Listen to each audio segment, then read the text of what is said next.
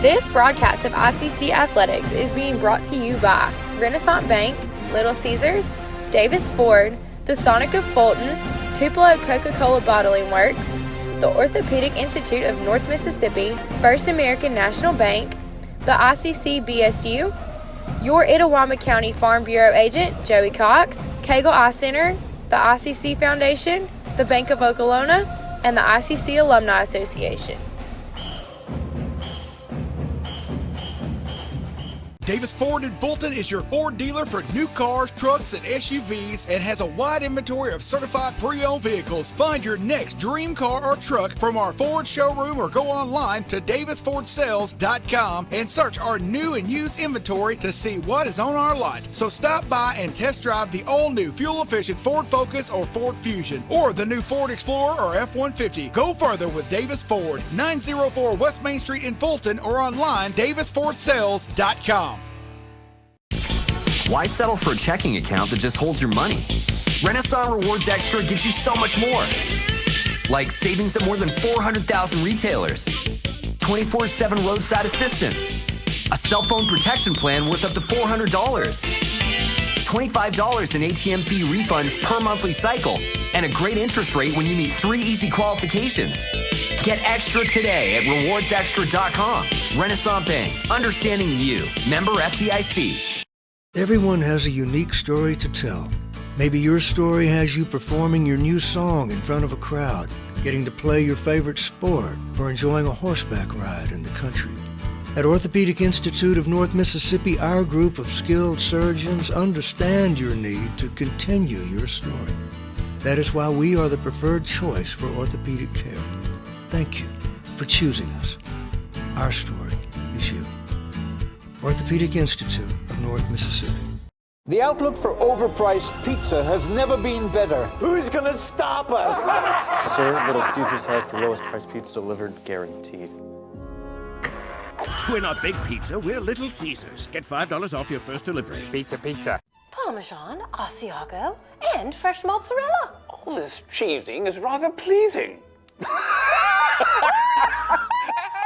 Yep, tastes like $1 million. Pepperoni cheeser. Only $7.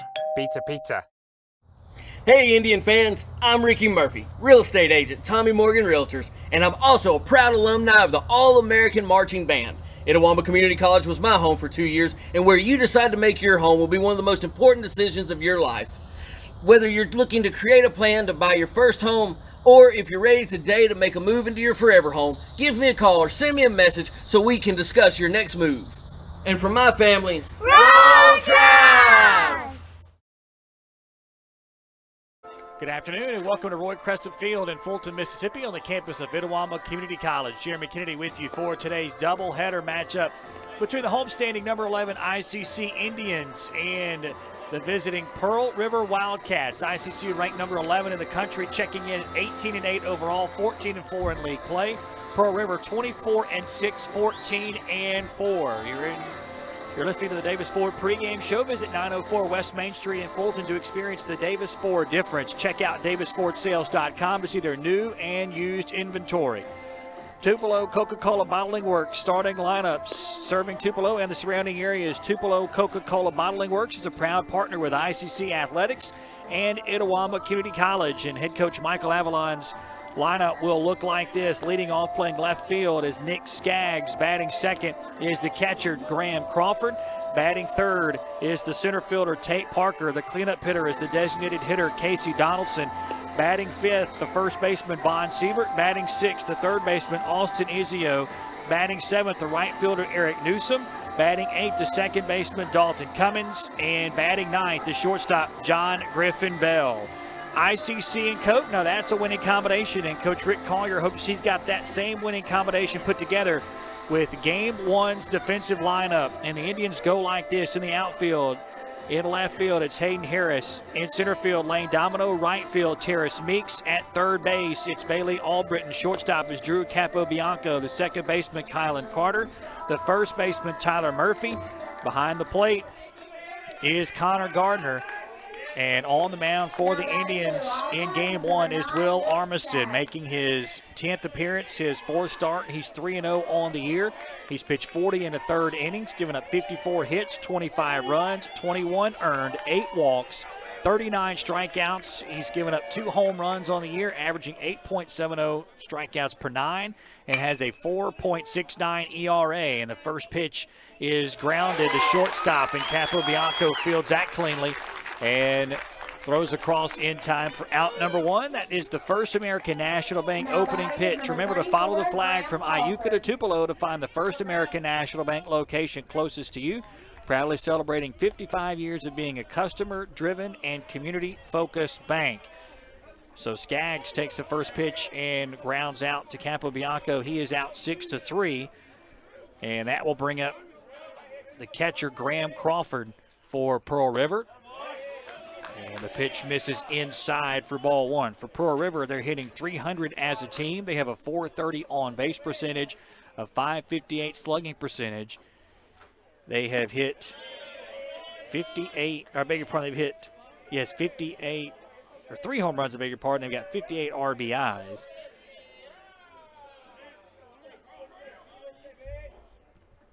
And this one is skied right side and out of play. Will make the count 2 balls and 1 strike.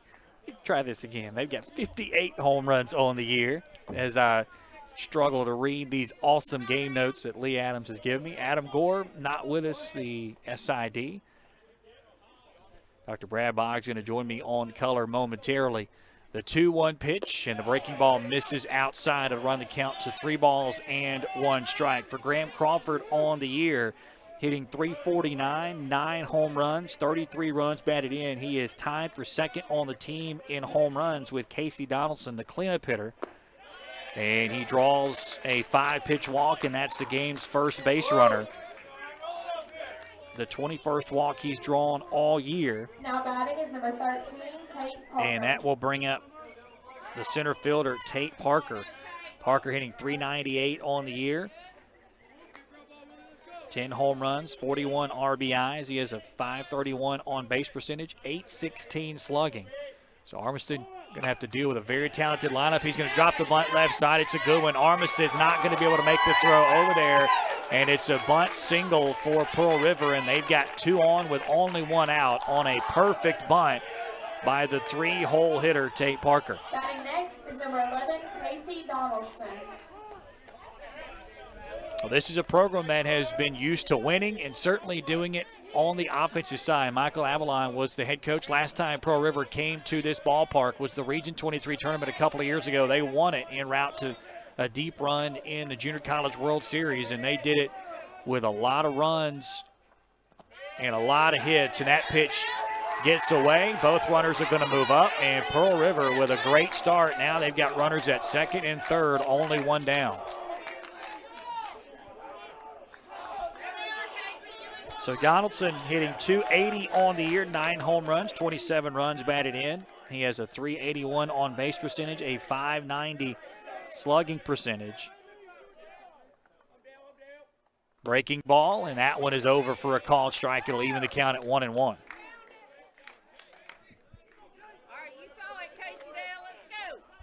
First inning brought to you by the ICC Baptist Student Union. Be sure to follow the ICC Baptist Student Union on Twitter at ICCBSU. Why not go ahead and hit them up and thank them for helping make today's and tonight's broadcast possible. This one is a deep fly ball down the right field line. It's going to hit off the fence. This is going to get both runs in as Donaldson tries to get to second, and he is going to be gunned down. What a nice throw out there in right field by Terrace Meeks, who played it beautifully off the wall and got the relay in. So Donaldson with a 2 RBI single, but thrown out trying to make it a double, and Pearl River leads it 2-0. So Donaldson's 28th and 29th run batted in on the season gives the Wildcats an early lead, but the Indians have a chance to get out of this without any more damage. And a nice breaking ball to begin the at-bat for strike 1. This will be Vaughn Siebert, the first baseman. .260 average, a home run, 8 runs batted in on the year. .427 on base percentage, .671 slugging. The 1-1 pitch, swing and a miss, and a good job to use the off-speed pitch. Armistead going to have to probably pitch backwards a lot today. Pearl River really hunts the fastball, and they're going to be sitting on it all day. The 1-2, and that one is in the dirt. 2 balls and 2 strikes. It's a big physical lineup for Pearl River as they come in the number 2 team in the country, 24-6 overall, but with ICC in the standings at 14-4. That fastball is high and actually goes off the mitt of Gardner, and that will now run the count full, 3 balls and 2 strikes.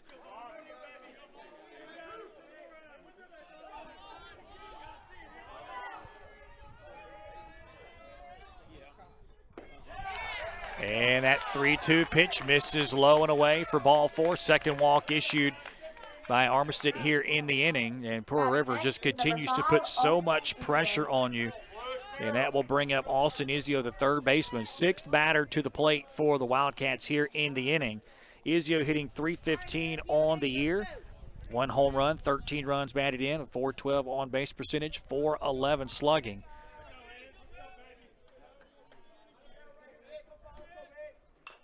And Armistead able to get him to chop 1 foul to start the at-bat. Absolutely gorgeous day here in Fulton. A lot of wind, though, not just behind us, but out there in the outfield. You can see the American flag.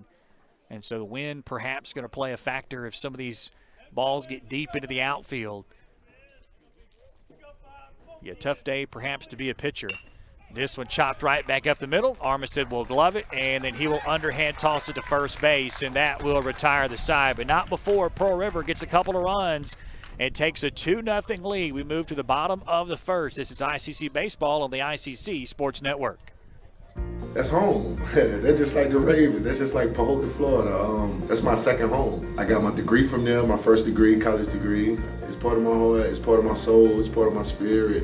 And, it's everything. Itawamba Community College, baby, it's everything. It shaped me up to being a great man because it was part of the journey of me becoming the young man I am today. And it's home, man. That's it. Like, I could go there and lay my head down without no problems. Itawamba Community College, the best story here.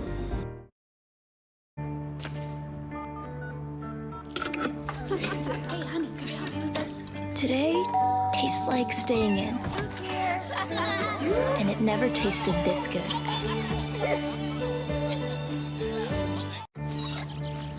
know what I remember when you were born? Today tastes like a Sunday ritual. And it never tasted this good.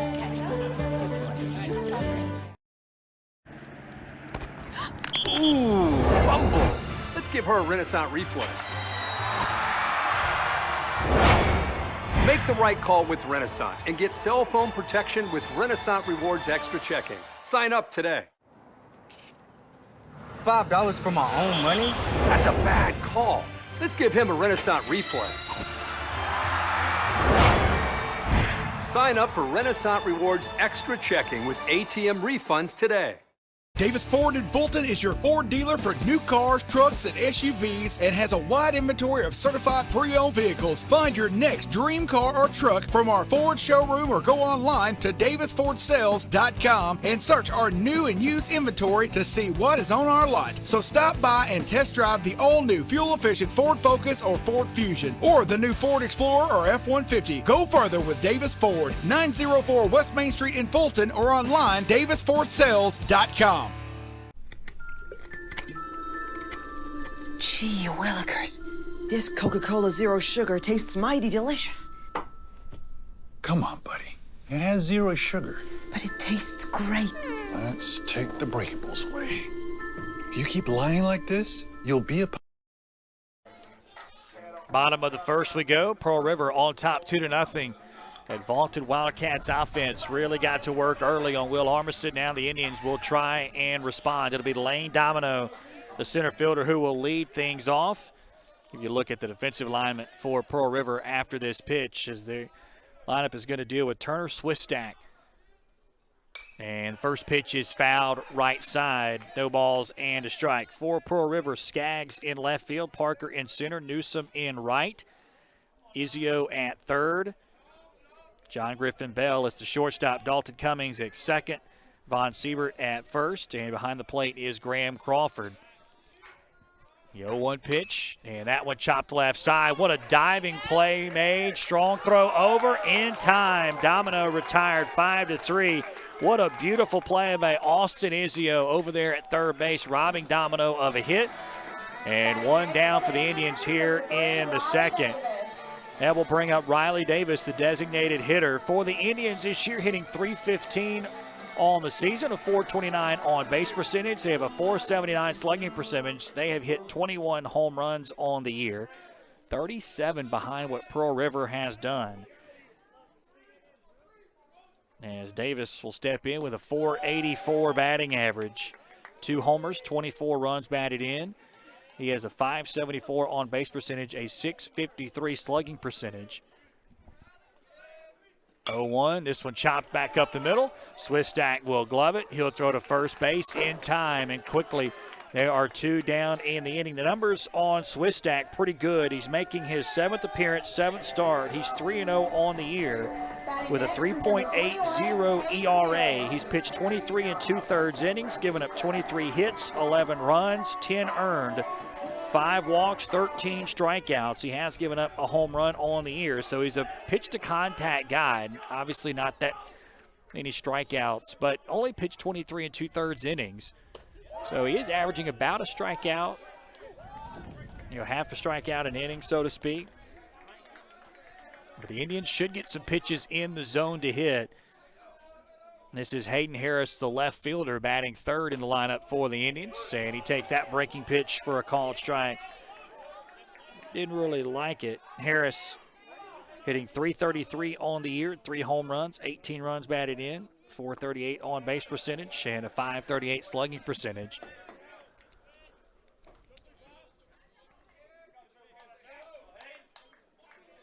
Two balls and a strike to the Indians left fielder, trying to get something started here in the bottom of the first, and that one is fouled right back to the net, and that will even the count 2-2.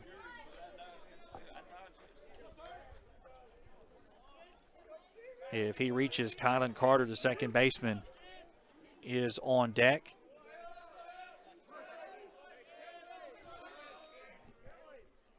Swistak trying to get the Indians in order. The 2-2 pitch. Fastball misses on the outside corner. Good take there by Harris. Definitely about a ball, maybe a ball and a half on the outside corner. And a good at-bat by Harris. He runs the count full, trying to be a base runner here in the first. The 3-2 pitch from Swistak, and that one is fouled, and that one, I believe, got a piece of Harris on the foot, so we'll do it again. But a really good pitch by Swistak, a fastball with some late movement tailing in, and Harris did a good job just to get a piece of it.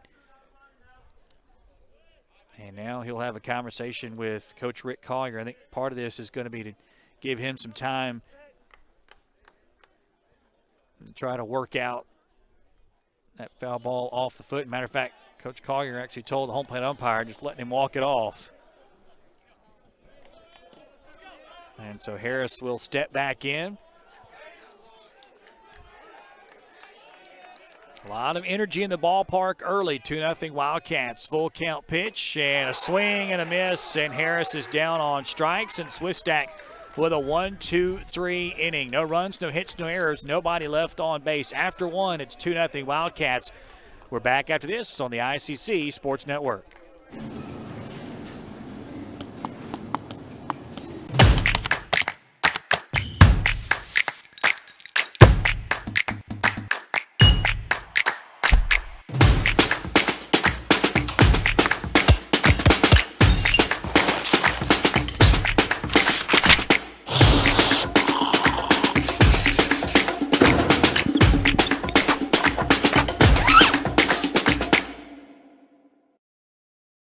Natalie, when she was first driving, she literally swerved off the road a lot because she was looking at herself in the mirror. Maybe I look at life differently. You don't call it over space, it's outer space. But it's underwear. The tab's right here, look. You always say chocolate's so weird. It's like chocolate.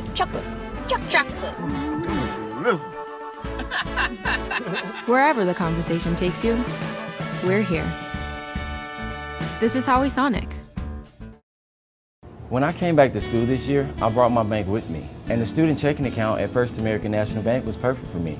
No monthly fees and no minimum balance, and I can manage my money right from the app. I can do all my banking with text messaging if I want, and I can deposit a check just by taking a photo. It's that easy at FAMB.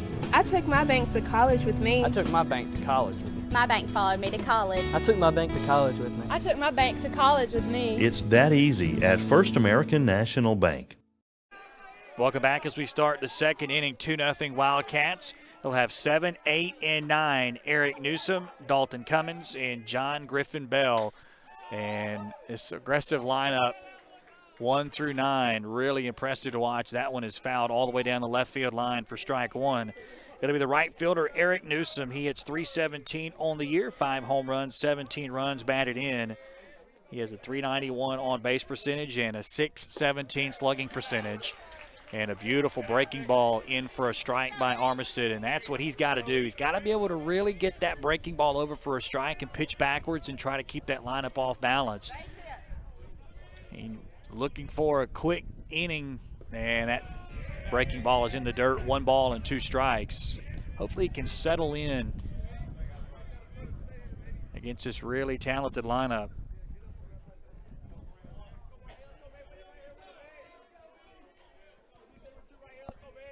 The 1-2 pitch, fastball, and this one is a fly ball into center field. Domino is going to turn around, and he's going to watch that one fly into the trees.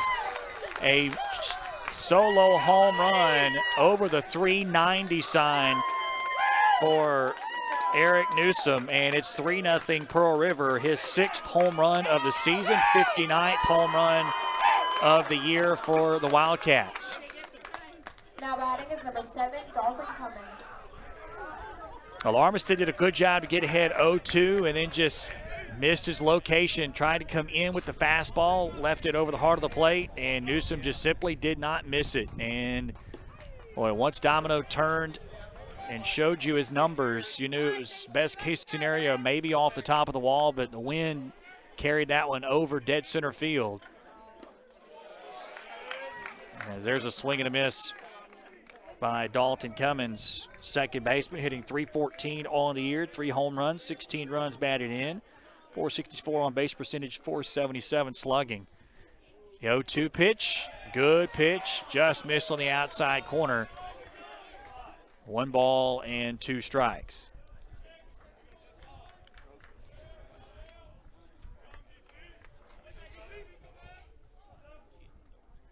Breaking ball, that time Armistead got the call. Strikeout will send Cummins to the dugout. 1 away here in the second.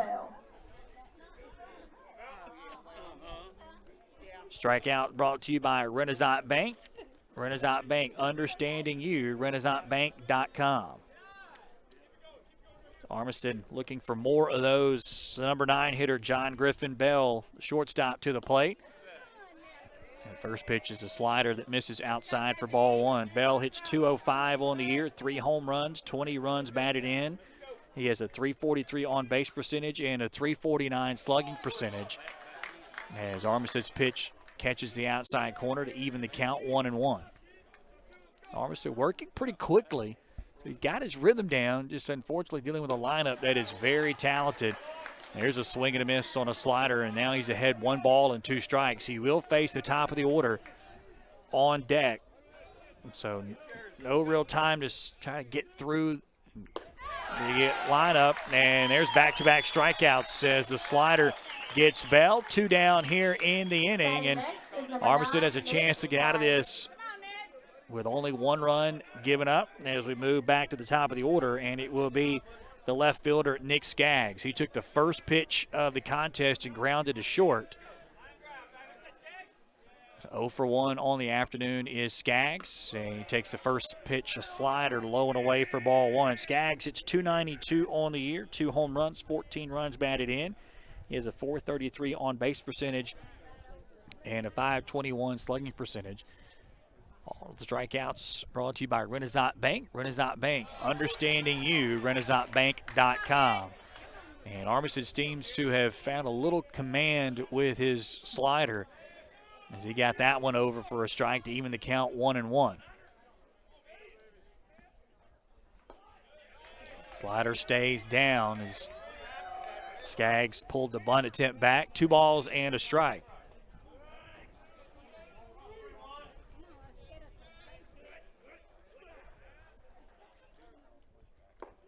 And that one low and away for ball 3, 3-1.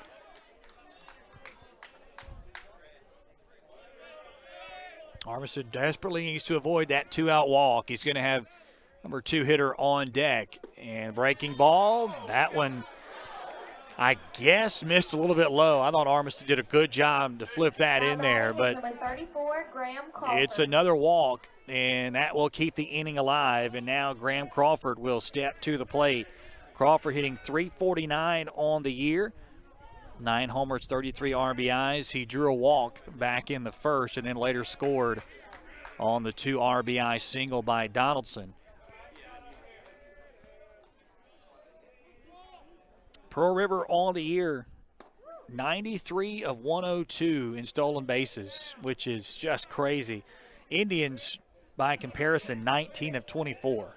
So obviously Pearl River puts so much pressure on you, not just for their ability to hit the ball, but they can manufacture runs as well. And boy, slider catches the inside corner for strike 1.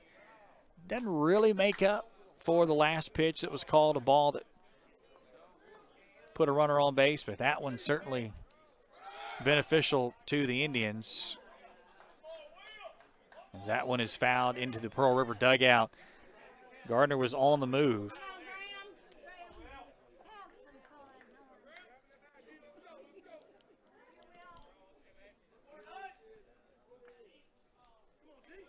So 1 ball, 2 strikes.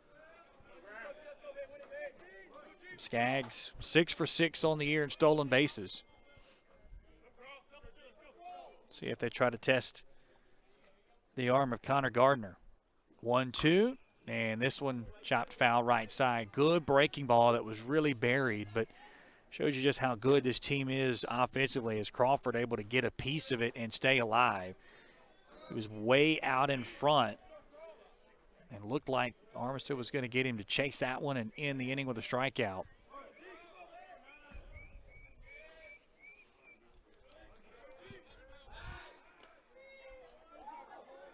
Throw over, and Skaggs is back in time.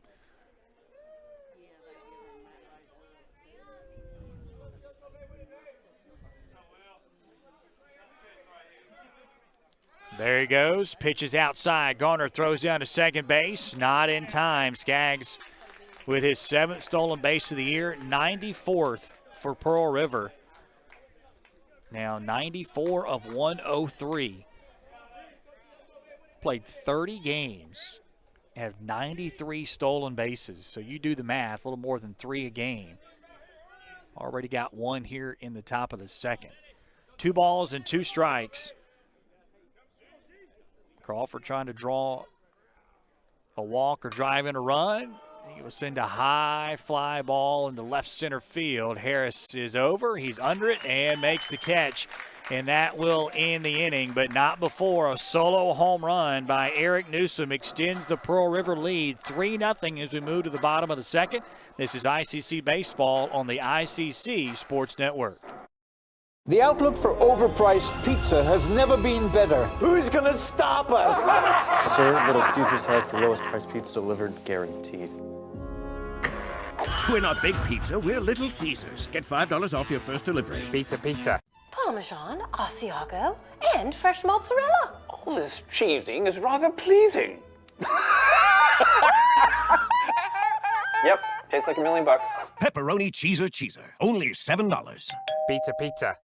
Student involvement is a top priority here at Itawamba Community College. If you want to be involved with student government, then the Student Government Association is the place for you. If you have a stellar GPA, then Phi Theta Kappa is for you. If you're interested in the diverse culture of our campus population, then the Diversity Club is for you. If you're interested in leadership and service, then Indian Delegation is for you. If you're majoring in computer programming or computer networking, then CPNA, the Computer Programming Networking Association, is for you. If you're interested in good conversations and free lunch on Thursdays, then the Wesley Foundation is for you. Our health science programs also have specific organizations for those majors. Student Activities is excited to bring you new opportunities here at the ICC Tupelo campus. Whatever your passion may be, we have a place for you. This video is brought to you by Phi Theta Kappa, Beta Chi Sigma, Tupelo campus.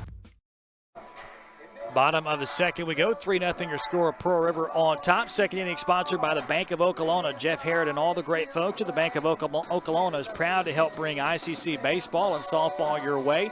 Visit thebankofokolona.com for more information or stop by and see them at 227 West Main Street in Okolona. Don't forget about their branches, the Houston Banking Center, the Bank of Manatee, and the Calhoun Banking Center. That's the Bank of Okolona, sponsor of the second inning. It'll be 4, 5, and 6 for the Indians, and leading things off will be the second baseman, Kylan Carter. 368 average, 2 home runs, 19 RBIs, 477 on base percentage, 483 slugging. And the Indians trying to get something going here early as they find themselves down 3-0. And a beautiful breaking ball by Turner Swistak to get ahead 0-1. Same pitch, same result. No balls and 2 strikes. Carter going to have to guard the plate here. He followed by Tyler Murphy, the first baseman. The 0-2 pitch, and fastball is fouled back out of play. The count stays no balls and 2 strikes. With Swistak, you can understand, too, with how good this team is offensively. Pitching going to change some things. Get a little more aggressive, pitch a little more to contact. You got that big lead early. Breaking ball misses outside, 1 ball and 2 strikes. Indians have to be patient, though. A long way away. First of 2, this one the 9-inning game. Second game will be the 7-inning game. 1-2, this one chopped left side. That one's going to be a fair ball. Carter's got a chance for 2. He hits the bag at first, and he will cruise into second base with a stand-up double. First base runner for the Indians.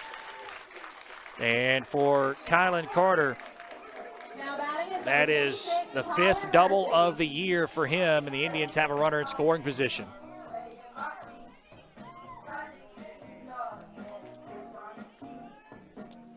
So a good piece of hitting after falling behind 1-2 by Carter. And that will bring up the first baseman, Tyler Murphy. He hits .302 on the year, 1 home run, 21 RBIs. He has a .373 on-base percentage and a .407 slugging percentage. He's tied for 26th in the country with 10 doubles.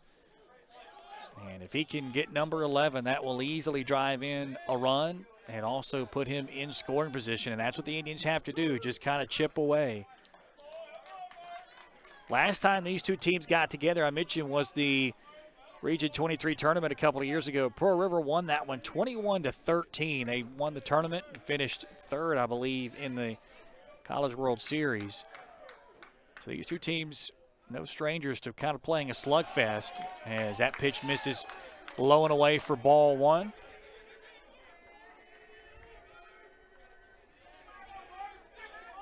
Casey Donaldson, Austin Izio were on that team for Pearl River. Lane Domino, Kylan Carter, and David Rowland on that team for ICC. Really good week of baseball. Had 5 teams in the top 10 right here at Roy Crescent Field.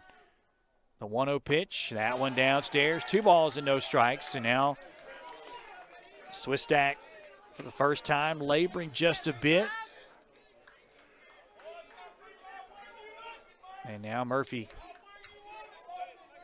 can be very selective on the 2-0. I would imagine he's going to get the green light if it's anything in the strike zone. And that pitch, boy, catches the outside corner for strike 1. Swistak perhaps got a gift there. Don't blame Murphy for taking that pitch at all. He remains ahead of the count, 2 balls and 1 strike.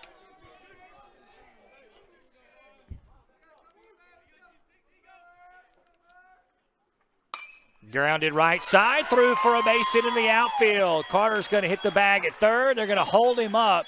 Strong throw coming in from right field. Second hit for the Indians in the inning, and ICC's got him at the corners with nobody down.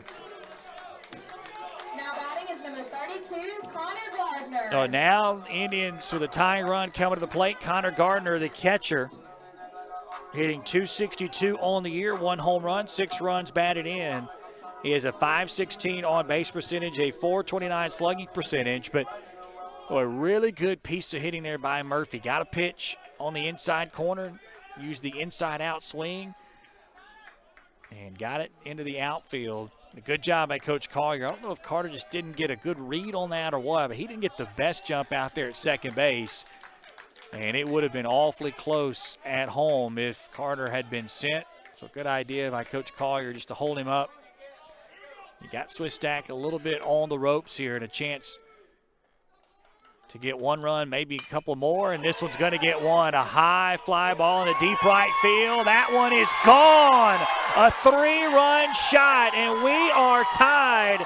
Connor Gardner with his second bomb of the year, RBI 7, 8, and 9. And the Indians with 3 in, still nobody out.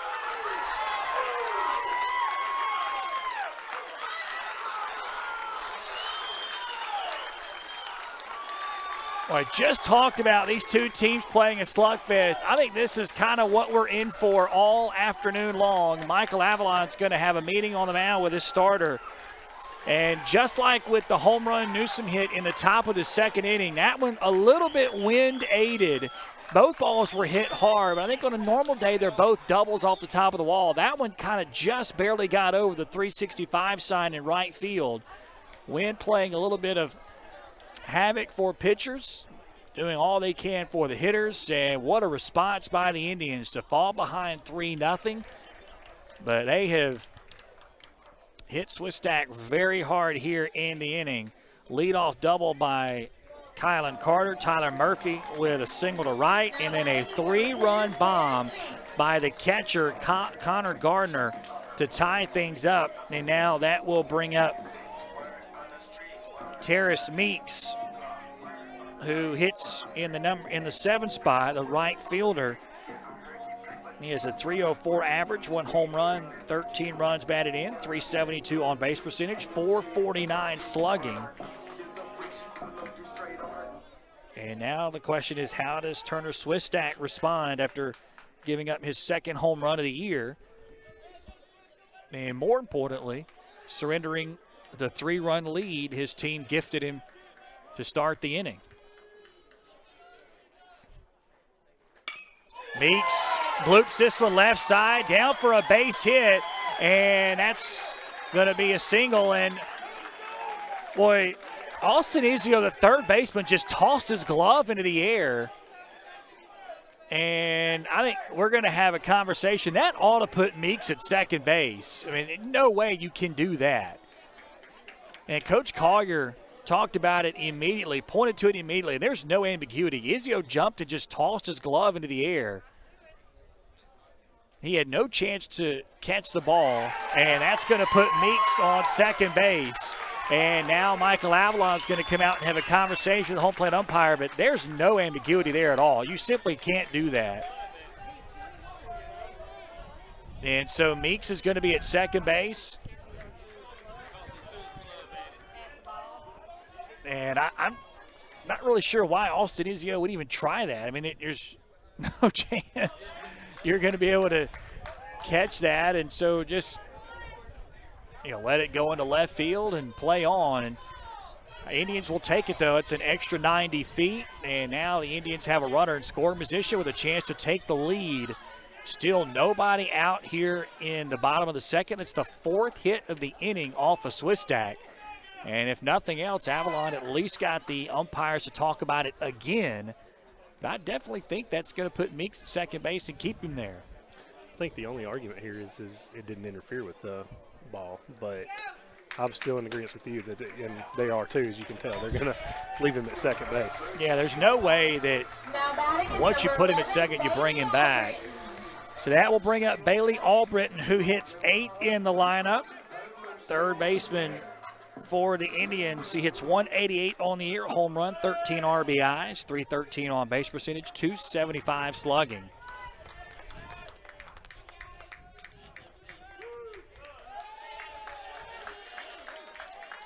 And I don't think that you'll see it, but it wouldn't shock me perhaps Coach Collier, knowing that you can have a lot of runs, got to take advantage, could potentially see a bunt in this situation.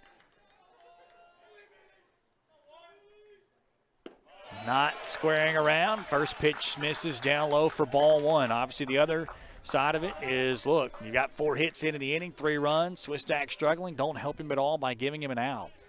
Meeks runs very well at second base, so it won't exactly take something in the gaps or even a soft hit. He can really move, and anything into the outfield is going to score Meeks most likely.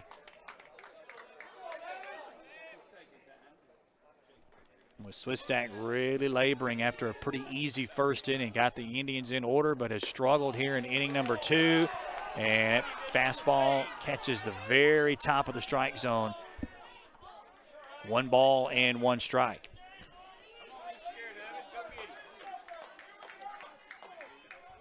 Well, if you're Albritton, try to look anything middle to the right side. Just advance the runner. 1-1, breaking ball, just like that, ripped into the right field. We'll see if Meeks is sent. They're going to actually hold him up as the throw is cut off. And the Indians continue the hit parade. They've got runners at the corners, 5 hits in the inning off of Swistak, and you start to wonder, your Coach Avalon, at what point do you begin to get somebody up in that Pearl River bullpen? Right now, there's nobody down there throwing, but you would imagine that's going to happen pretty soon. And I think one of the bullpen catchers is about to get down there. And now that will bring up Drew Capobianco, number 9 hitter in the lineup for the Indians. And a chance to give ICC the lead. Takes the first pitch, fastball for a strike on the outside corner. 278 average, no home runs, 13 runs batted in. He has a .412 on base percentage and a .315 slugging percentage.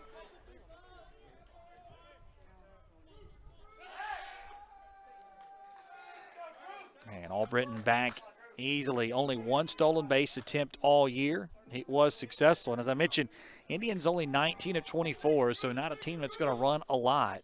And this one is blooped into right center field. That one should be down for a base hit and will be. That will score Meeks from third. It's a bloop RBI single for Capobianco.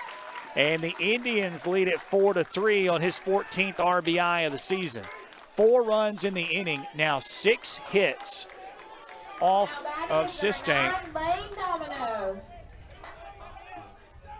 And if you're Swistak at this point, boy, it got to be really frustrating because top of the order is so good for the Indians, and he was able to get those guys out, and the bottom of the order has really continued. So Lane Domino to the plate. This will be the second time he faces Swistak. Domino tied for 12th in the country with 9 home runs, tied for 26th in the nation with 10 doubles. And takes the first pitch on the outside corner for strike 1. He hit a shot to Izio at third base in the first inning. Izio made a great diving play and a strong throw over to first. Domino a chance to add to the lead for his team. Runners at first and second. Still nobody out here in the second. Fastball misses away for ball 1.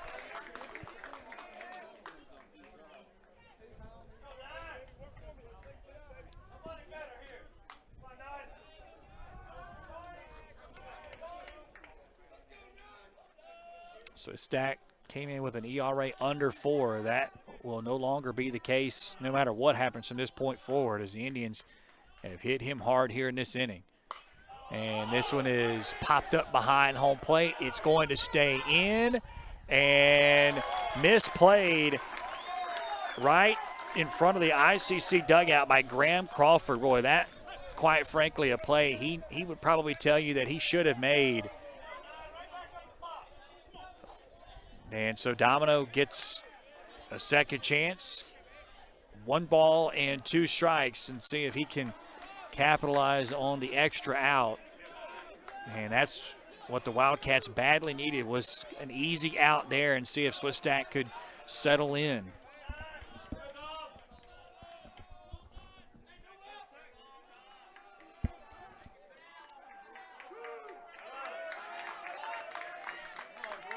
Domino will step out.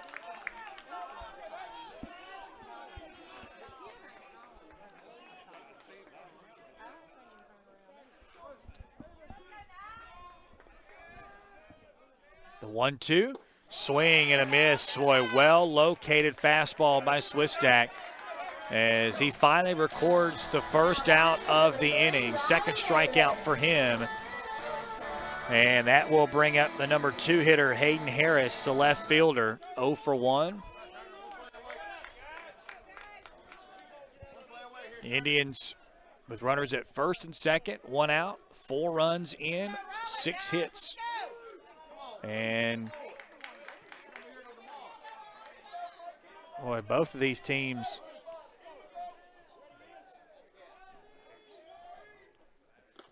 and that pitch misses inside for ball 1. Beg your pardon, I said Hayden Harris at the plate. Actually, Riley Davis, the DH, 0 for 1 with his .484 average. Harris on deck. 1 ball and no strikes. Boy, Swistak really slowing the game down here in the second. Slider misses outside. 2 balls and no strikes. He's throwing a lot of pitches here in this inning. Indians with a terrific plate approach, and when they have gotten the fastball, they have really hammered it. Not trying to do too much with it. They've hit the ball hard nonetheless.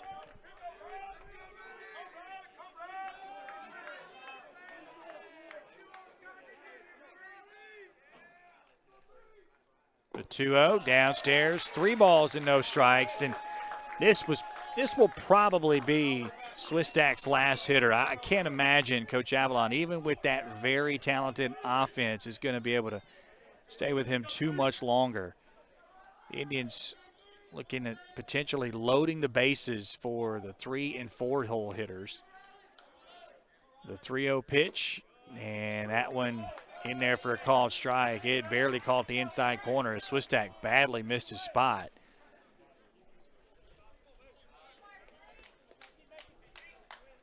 Three balls and 1 strike. Davis, second on the team in RBIs behind Lane Domino. Chance to drive in 1 here. The 3-1, and that one in there for a call strike on the outside corner. Good pitch by Swistak. Again, locating that fastball, same one he used to get Domino to swing through it. And so count will be full. Don't know that we'll see a double steal. You've got some speed on the base paths. We'll see if Coach Collier wants to be aggressive. Runners are not going, full count, and this one's going to be fouled left side. Will do it again. Good at bat regardless here for Riley Davis. This will be pitch number 7.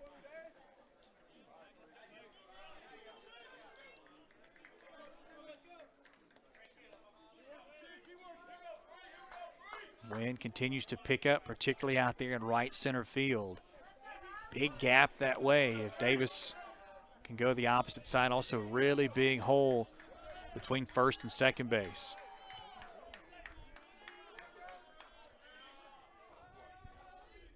Full count pitch, swing and a miss, and both runners are going to move up. First base was occupied, so Davis couldn't run. And a big strikeout there for Swistak, his second of the inning. For the Indians, though, it does move 2 runners into scoring position now for your number 3 hitter, Hayden Harris, who is 0 for 1. He's .333 average on the year. got 18 RBIs, looking for 19 and 20 to extend this one-run ICC lead. Swistak trying to get out of it. As crazy as it sounds, only giving up the 4 runs because Indians had 4 runs in, had 2 men on base, and still nobody out. But Swistak able to get Domino to swing and miss, Davis to swing and miss. Now we'll deal with Harris, and Harris chops this one foul left side. So the top of the order is 0 for 5, but 4 through 9 has had all the success for the Indians up to this point.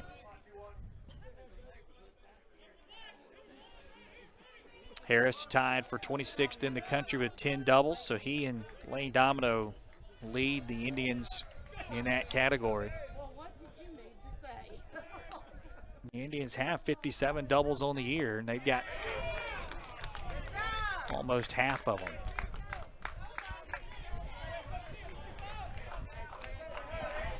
No balls and 2 strikes here to Harris. The wind really picks up. It'll be blowing out towards right center. You can probably hear it in the headsets. The 0-2 pitch, and got him, chased a fastball upstairs, and a really impressive job there by Swistak to strike out the top of the order, but not before the Indians strike back 4 runs on 6 hits, no errors, 2 left on base. After 2, it's 4-3 Indians. We're back after this on the ICC Sports Network.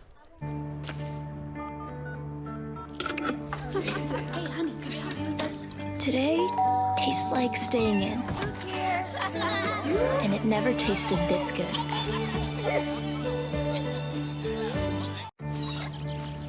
know what I remember when you were born?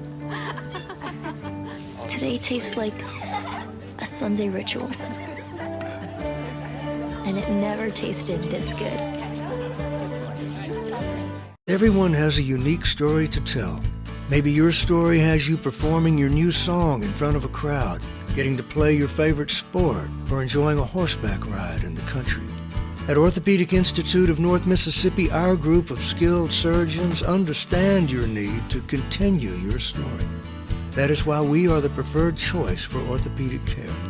Thank you for choosing us. Our story is you.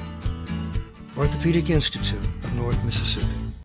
Natalie, when she was first driving, she literally swerved off the road a lot because she was looking at herself in the mirror. Maybe I look at life differently. You don't call it over space, it's outer space. But it's underwear. The top's right here, look. You always say chocolate's so weird. It's like chocolate.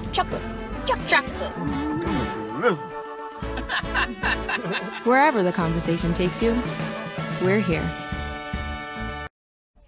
Welcome back as we start the top of the third. It'll be 3, 4, and 5 for the Wildcats, who suddenly find themselves trailing 4-3 after the Indians put up a 4 spot in the bottom of the second.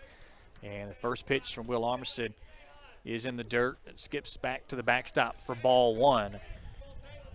Parker, the center fielder, Donaldson, the designated hitter, and then Von Siebert, the first baseman. And Armistead comes back with a fastball that's chopped foul, 1 ball and 1 strike. Third inning is being brought to you by Cagle Eye Center in Fulton. The Cagle Eye Center proudly provides professional, comprehensive eye care to the people of Itawamba County and the surrounding areas. Visit CagleEyeCenter.com or give them a call. It's 862-EYES. That's 862-EYES to set up your appointment today. 1 ball and 2 strikes as Armistead able to get ahead in the count. Parker hitting .398 on the year. And I think he went, he foul tipped it right out in front of the plate. Boy, good pitch by Armistead, and Parker just got a piece of it to stay alive. Often you hear in baseball about shutdown innings. When your team scores, pitcher goes out there and puts up a 0 to keep momentum. That's what Armistead, the Indians are trying to do. Breaking ball, got him looking. Beautiful slider there by Armistead. 3rd strikeout for him, and 1 away here in the 3rd. Up to bat is number 11, Casey That'll bring up Casey Donaldson, 1 for 1 with a 2 RBI double. Now 29 RBIs on the year. And Donaldson tied for 12th in the country with 9 home runs. Power bat from the left side. Only hitting .280. And swings and misses through that first pitch fastball. But as he proved in the first inning, if a mistake is made, he can certainly get on top of it and hammer it. And he ripped one off the right field wall. He was thrown out trying to go to second base and stretch it into a double. This time he chops it right side. Murphy's going to glove it and step on the bag for out number 2. And quickly now, 2 away for the Wildcats here in the third. Exactly what Armistead wanted. And now he's going to deal with Vaughn Siebert, I beg your pardon, the first baseman, batting 5th in the lineup, hitting .260 on the year.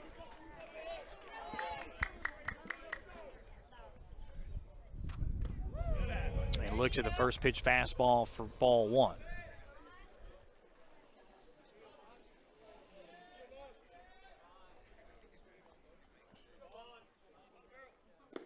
And that pitch misses inside. 2 balls and no strikes.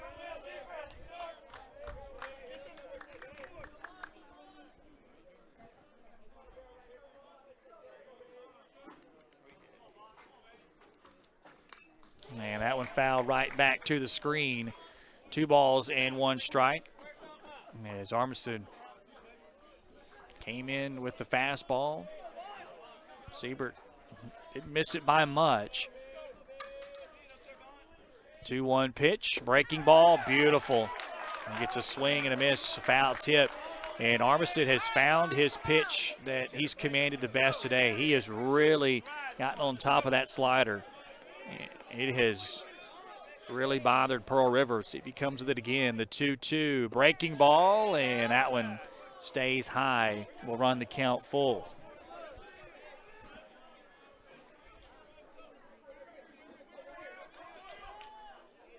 Armistead looking for the 1-2-3 inning. The 3-2, got it.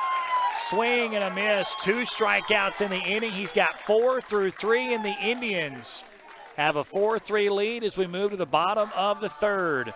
We're back after this. You're watching ICC Baseball on the ICC Sports Network. So when are you going to give me back for the pizza? Oh, personal foul.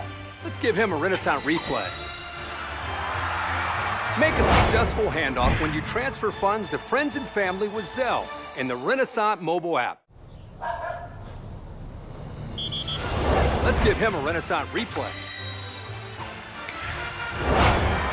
Make the right call for 24/7 roadside assistance and sign up for Renaissance Rewards Extra Checking today.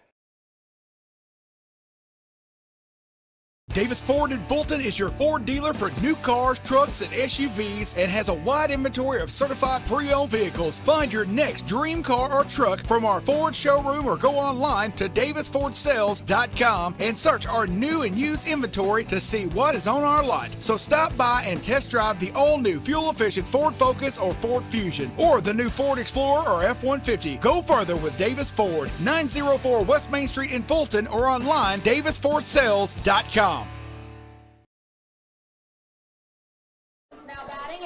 Bottom of the third we go. Indians on top 4-3, trying to build off that 4-run second inning, and this is the part of the order that got it started.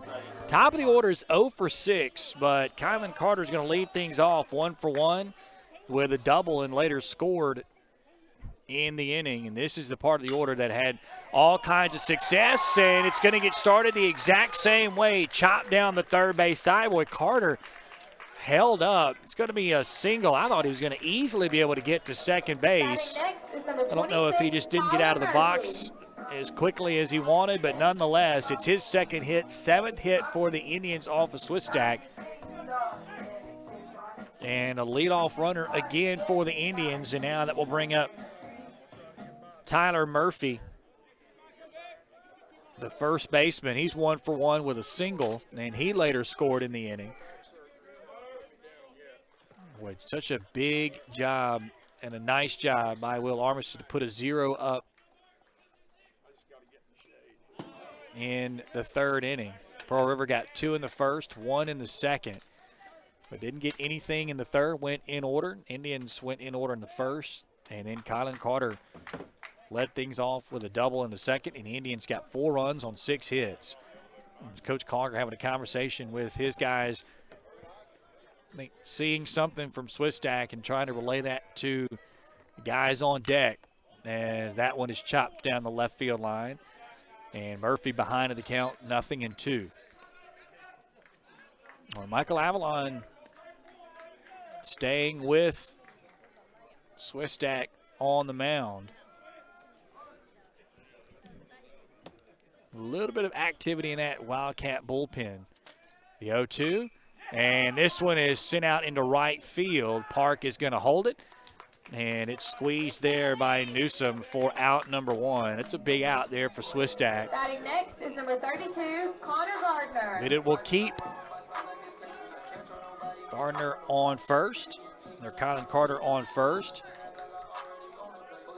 Now that will bring Caleb Gardner to the plate. He had the big hit in the last inning, a 3-run home run to tie the game at 3. It was his second home run of the year, now 9 RBIs on the season. And just really injected a lot of life and energy, not just in the dugout, but in the ballpark. And the Indians have kept the momentum since.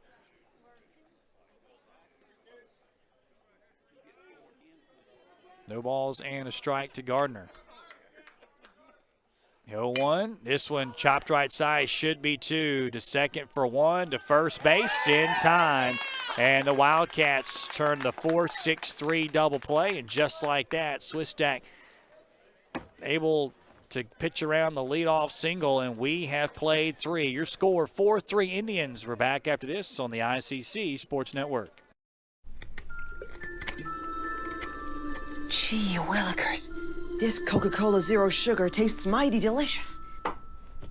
Come on, buddy. It has 0 sugar. But it tastes great. Let's take the breakables away. If you keep lying like this, you'll be a puppet forever. But it's the honest truth.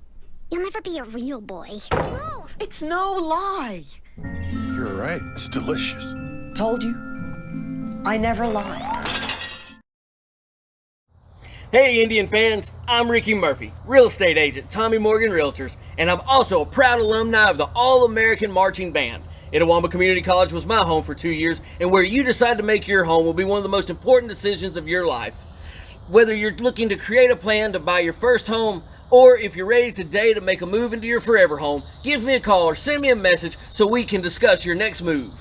And for my family, Roll Tide!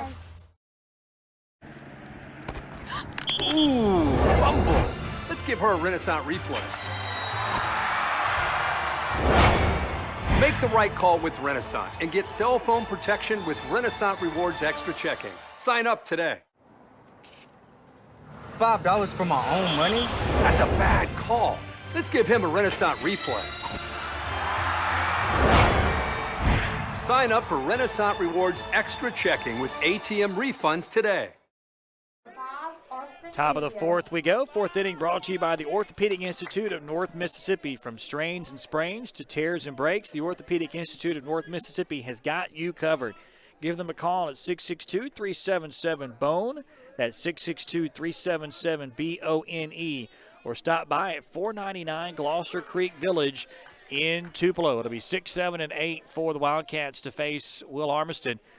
And leading things off will be the third baseman, Austin Izio, a .315 hitter.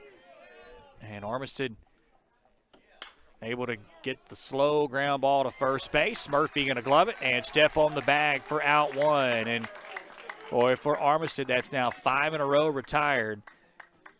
Batting next is and number that 18, will bring up Eric Newsom. Eric Newsom, the right fielder, who led the second inning off with a solo home run to straightaway center over the 390 sign. Now 6 home runs on the year, 18 RBIs, came in hitting .317.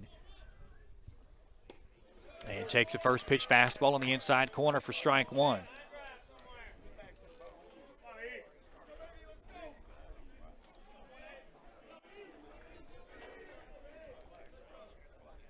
The 0-1 from Armistead, breaking ball, beautifully drops it in there, 0-2. And he continues to really command that breaking ball. He's used it to keep Pearl River hitters off balance. He's also used it not just to get ahead, but also as an out pitch. The 0-2, and that time it bounced in the dirt. 1 ball and 2 strikes. And if you're the Indians, you certainly hope Armistead is beginning to settle in a bit. It's a long way from now until the end of the contest. He's got those 40 innings in 9 appearances. Breaking ball misses outside. That would even the count, 2 balls and 2 strikes. So if you look at that, about four innings per outing. And we're here in the top of the 4th. Certainly hope he can give you 5, maybe even 6. The 2-2, swing and a miss. Another breaking ball for a strike. That's 5 Ks for Armistead. 2 down here in the 4th. Batting next is number 7, Dalton Cummins. That'll bring up Dalton Cummins, who is the second baseman, batting 8th in the lineup.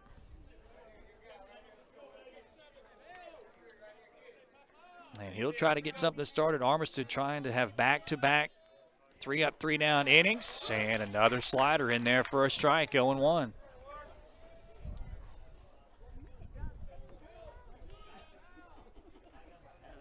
Wind really picking up in the outfield. And that time slider misses off the plate, 1-1. Well, just a gorgeous afternoon here in Fulton. That's 70 degrees at first pitch, a lot of wind. Fastball outside corner for a strike, 1-2. Perfect day to play 2, and that's what we're going to do. First one is 9, second one is 7. Between 2 teams locked at 14-4 inside the league. Slider, swing and a miss. They'll throw down to first base in time. Another 2 strikeout inning for Armistead, 6 on the afternoon. And he has retired 7 in a row. We move to the bottom of the 4th. Indians on top 4-3. This is the ICC Sports Network. The outlook for overpriced pizza has never been better. Who's gonna stop us? Sir, Little Caesars has the lowest priced pizza delivered, guaranteed. We're not Big Pizza, we're Little Caesars. Get $5 off your first delivery. Pizza, pizza. Parmesan, Asiago, and fresh mozzarella. All this cheesing is rather pleasing. Yep, tastes like $1 million. Pepperoni cheeser, only $7. Pizza, pizza. When I came back to school this year, I brought my bank with me, and the student checking account at First American National Bank was perfect for me. No monthly fees and no minimum balance, and I can manage my money right from the app. I can do all my banking with text messaging if I want, and I can deposit a check just by taking a photo. It's that easy at FAMB. I took my bank to college with me. I took my bank to college with me. My bank followed me to college. I took my bank to college with me. I took my bank to college with me. It's that easy at First American National Bank.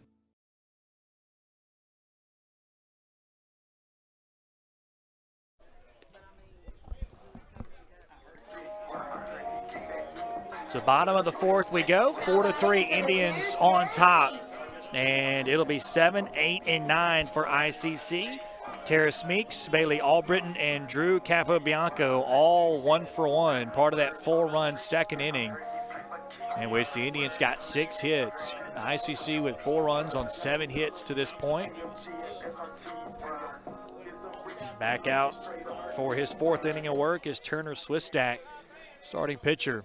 Cruised in the first, really got hit hard in the second.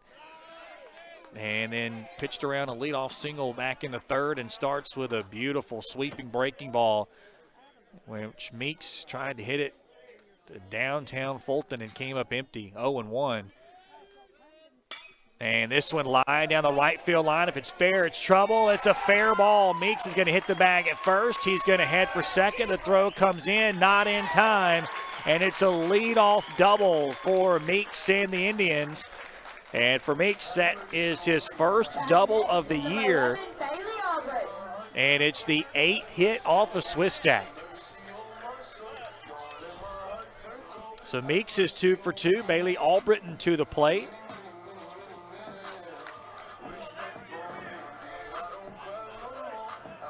Albritton 1 for 1, scored a run. I beg your pardon, he was left at second base in the bottom of the second. And so we'll see how Coach Collier plays it, as this looked like it was going to be and still could be one of those 10 to 12 to 10, maybe 11 to 10 kind of games, although it slowed down a bit. So we'll see if Coach Collier likes to maybe try to manufacture. He doesn't on that first pitch, which is a called strike on a fastball on the inside corner. Not really in his nature to bunt. Sometimes situation will call for it, but Coach Collier's got a lot of faith in the bottom of his lineup, and why not? They were huge in that second inning. The 0-1, fastball outside corner 0-2. That's really been the best pitch for Swistak today. When he's located that fastball on the outside corner, he's had the most success, about like the slider for Armistead. So Albritton now just trying to maybe put something to the right side of the infield and advance Meeks over to third.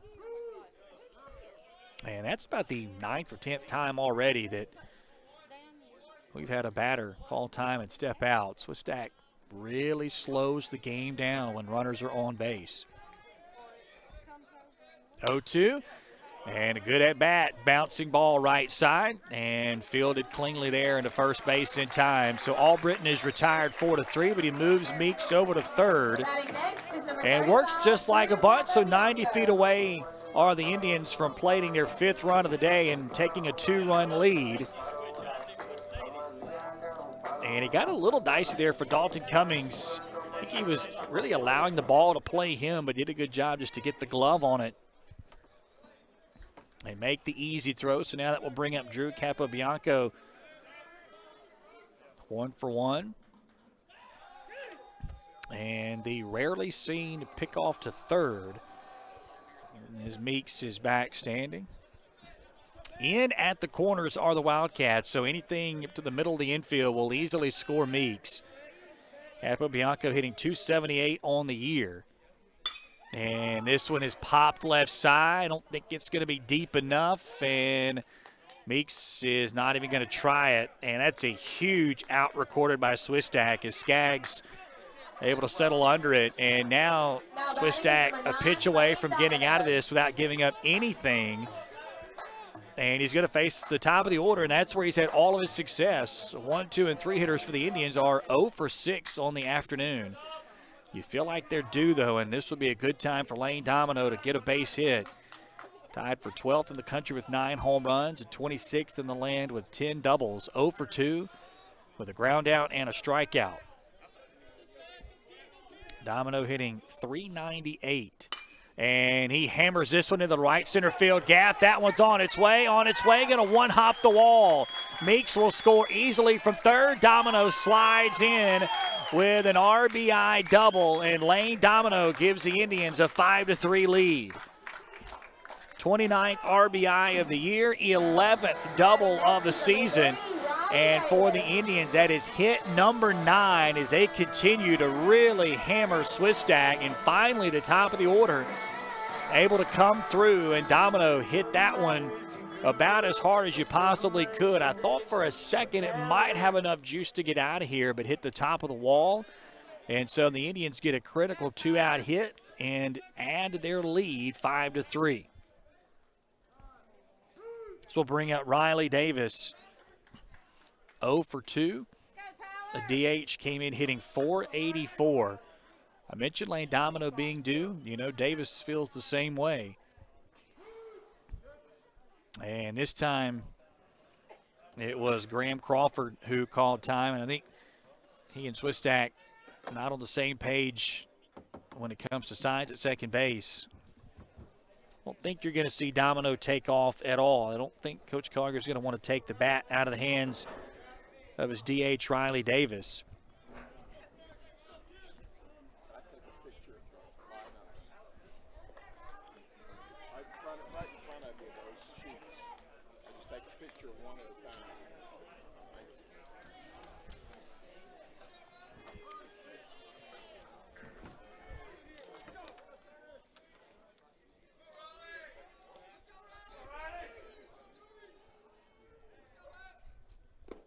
Slider misses low and away for ball one. So Davis tied for 10th in the country with 46 hits, 13th in the nation with his .484 batting average, and 14th in the nation with his .574 on-base percentage. So obviously a guy that well-rounded, looking to come up with a big two-out hit like his teammate Lane Domino, and that one misses up and away. 2 balls and no strikes.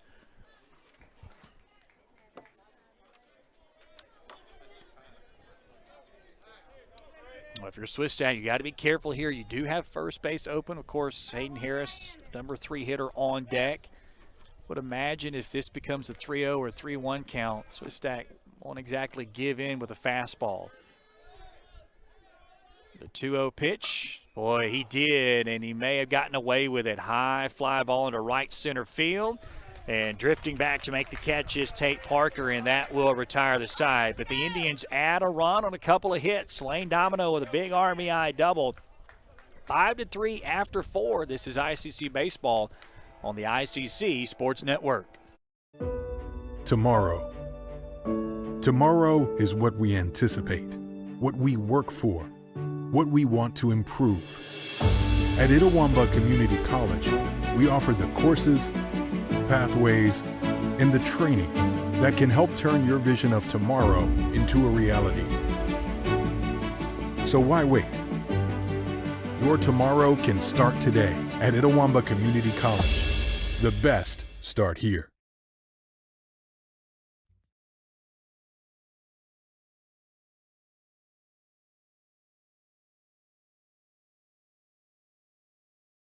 Student involvement is a top priority here at Itawamba Community College. If you want to be involved with student government, then the Student Government Association is the place for you. If you have a stellar GPA, then Phi Theta Kappa is for you. If you're interested in the diverse culture of our campus population, then the Diversity Club is for you. If you're interested in leadership and service, then Indian Delegation is for you. If you're majoring in computer programming or computer networking, then CPNA, the Computer Programming Networking Association, is for you.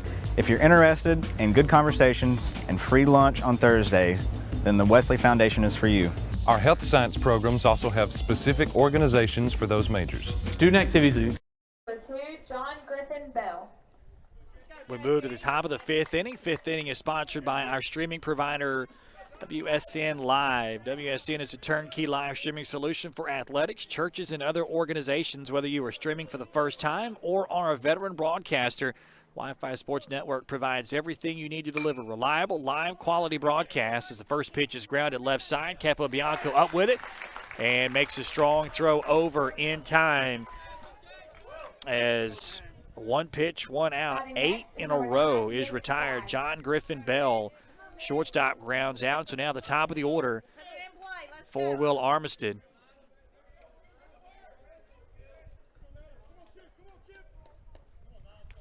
Learn how you can start live streaming with Wi-Fi Sports Network by calling 866-206-7790. That's 866-206-7790, or visit WSN.live. Top of the order, Nick Skaggs to the plate for Pearl River, and this one is hammered into left field, and this one is going to be a one-hopper off the wall. Extra bases coming for Skaggs. No, he holds up. Great job out there in left field by Hayden Harris to play that one off the wall and get it back in. So it's just a long single, and for the first time in 9 batters, Pearl River able to get a base runner, and so now we'll bring up Graham Crawford, the catcher, who is 1 for 2.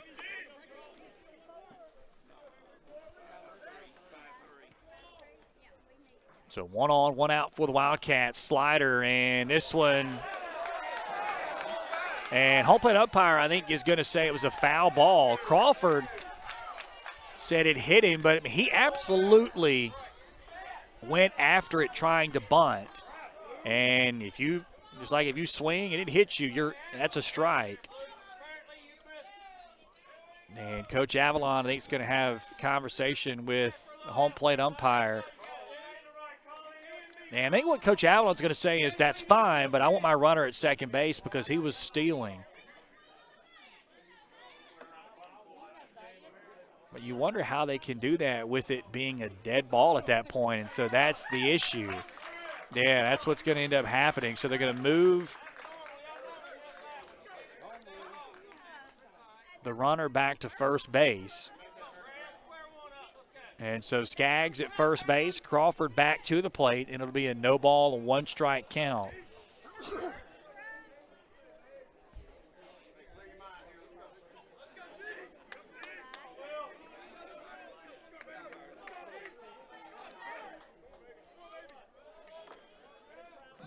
So Armistead will throw over, and Skaggs back safely. He is 6 for 6 on the year in stolen bases, and then coming into today, but has stolen a base earlier, so he is 7 for 7.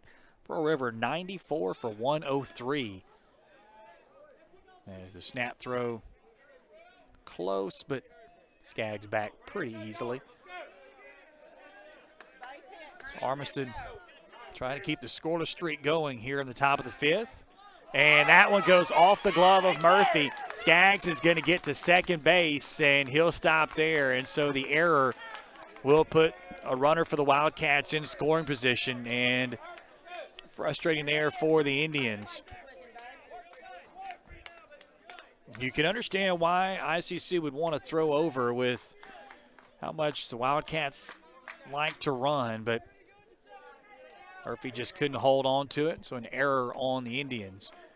And now Armistead's got a pitch around a runner in scoring position.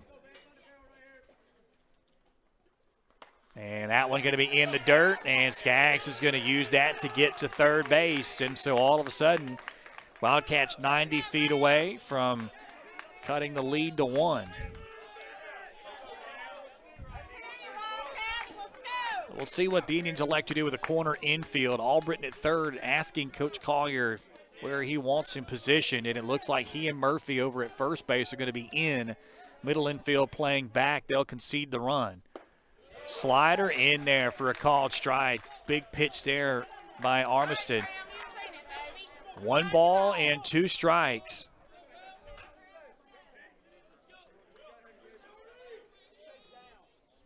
Breaking ball, this one chopped left side. It's going to play to run. Capobianco is up with it and throws across in time for out number 2. But that's an RBI ground out for Graham Crawford.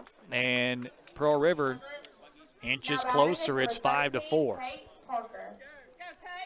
So that'll bring up Tate Parker, center fielder, batting third for the Wildcats this afternoon. And he swings at the elevated fastball for strike 1. Well, Armistead has really done a good job settling down. That error right there, direct cause of the run, so unearned at the moment. And this one is sent out into deep left field. Harris tracking it, and makes a catch, and then runs into the wall out there in the outfield. Boy, he took a circuitous route to get to that one. The ball carried, but Harris with his second nice play in the inning, and that will retire the side. Pearl River gets a run, but the Indians remain on top. 5-4 as we move to the bottom of the 5th. This is ICC Baseball on the ICC Sports Network. Everyone has a unique story to tell. Maybe your story has you performing your new song in front of a crowd, getting to play your favorite sport, or enjoying a horseback ride in the country. At Orthopedic Institute of North Mississippi, our group of skilled surgeons understand your need to continue your story. That is why we are the preferred choice for orthopedic care. Thank you for choosing us. Our story is you. Orthopedic Institute of North Mississippi.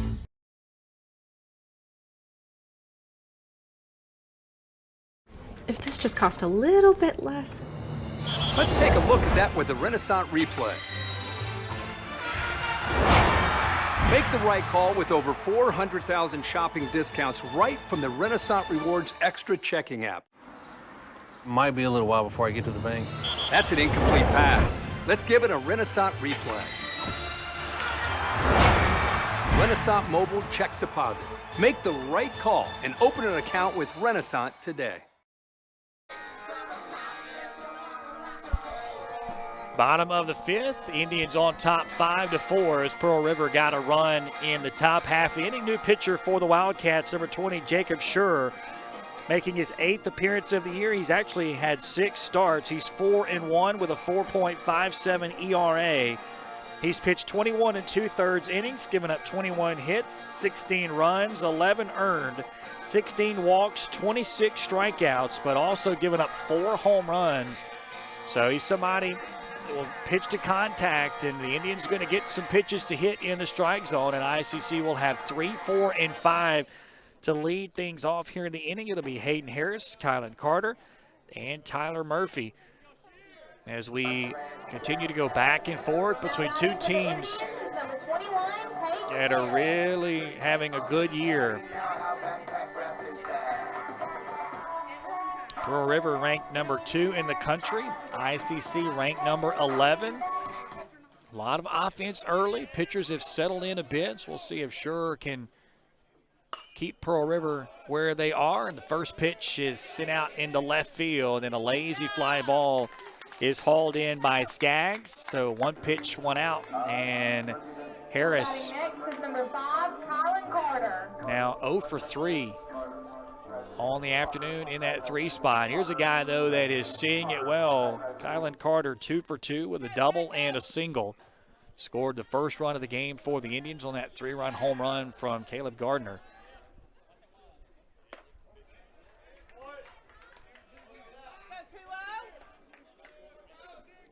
First pitch misses outside. 1 ball, no strikes. And second one also outside, rolls all the way to the backstop. So Carter ahead 2 balls and no strikes. Came in hitting .368, that average above .370 now after a couple of hits. He's a home run and a triple shy of the cycle. He gets one up into the right center field gap. He'll have that home run. Wind blowing out that way. And took that fastball on the outside corner for a strike, 2-1. So Sistrak gave him 4 innings and left with Pearl River down only 1, but he had a 3-0 lead going into that bottom of the second. For this man at the plate, got things started with a leadoff double. Now he's in a 2-2 count, trying to get something started for the Indians. Breaking ball, swing and a miss, and a beautiful one. First strikeout for sure. 2 down here in the inning. Now batting is number 26, Tyler Murphy. So Tyler Murphy to the plate. 1 for 2 with a single and a run scored. Let's go, Jacob.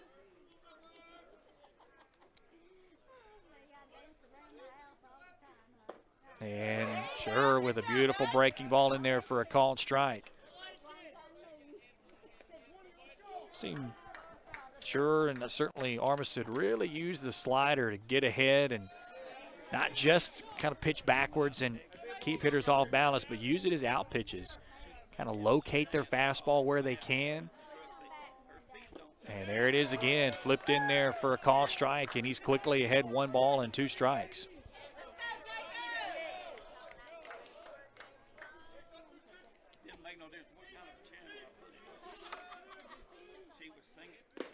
Fastball inside, 2 balls and 2 strikes.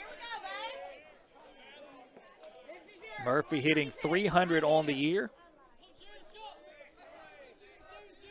Trying to get 2-out rally started for the Indians. Inside, nearly hit him. Did a good job to get out of it. So now it runs the count full, 3 balls and 2 strikes. Connor Gardner, the catcher, on deck. And that one fouled back. And a good job by Murphy to hang around. One thing we haven't seen a lot of is foul balls. Mostly everything that's been put into play. Strikeouts and everything put into play. It's been fun to watch so far. And there's another strikeout. So Shurer comes in out of the bullpen, gets a couple of strikeouts, and sits the Indians down in order. We've played 5 here in Fulton. It's 5-4 ICC. We're back after this on the ICC Sports Network. Tomorrow. Tomorrow is what we anticipate, what we work for, what we want to improve. At Itawamba Community College, we offer the courses, pathways, and the training that can help turn your vision of tomorrow into a reality. So why wait? Your tomorrow can start today at Itawamba Community College. The best start here. Davis Ford in Fulton is your Ford dealer for new cars, trucks, and SUVs and has a wide inventory of certified pre-owned vehicles. Find your next dream car or truck from our Ford showroom or go online to davisfordsales.com and search our new and used inventory to see what is on our lot. So stop by and test drive the all-new fuel-efficient Ford Focus or Ford Fusion or the new Ford Explorer or F-150. Go further with Davis Ford, 904 West Main Street in Fulton or online davisfordsales.com. Natalie, when she was first driving, she literally swerved off the road a lot because she was looking at herself in the mirror. Maybe I look at life differently. You don't call it over space, it's outer space. But it's underwear. The top's right here, look. You always say chocolate's so weird. It's like chocolate.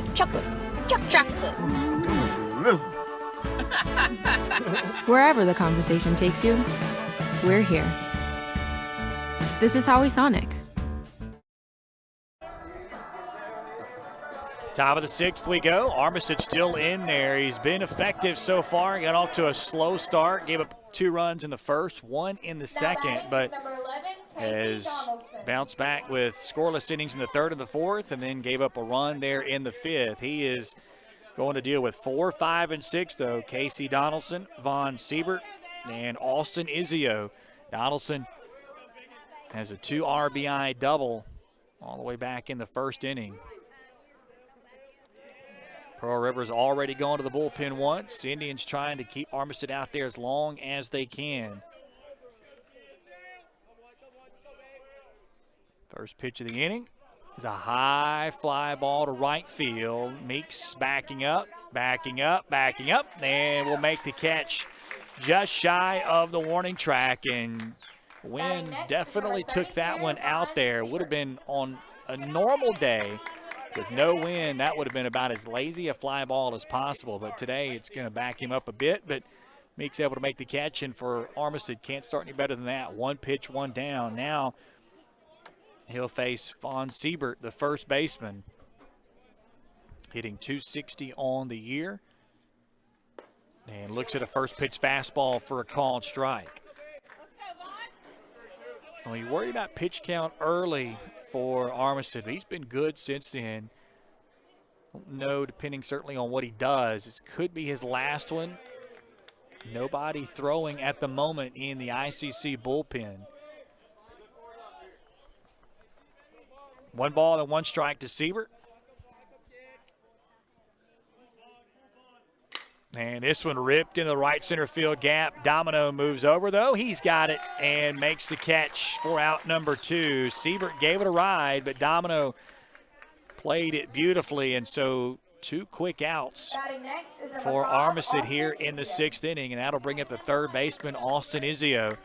And just a really phenomenal job by Armistead to battle back from being down 3-0 in the 2nd inning. Pearl River hitting the ball hard. He was really kind of struggling, but found the slider he could use for a strike and has kind of pitched off of that and settled in. And since then, Pearl River only 1 run. At one point, Armistead had retired 8 in a row before a base hit last inning.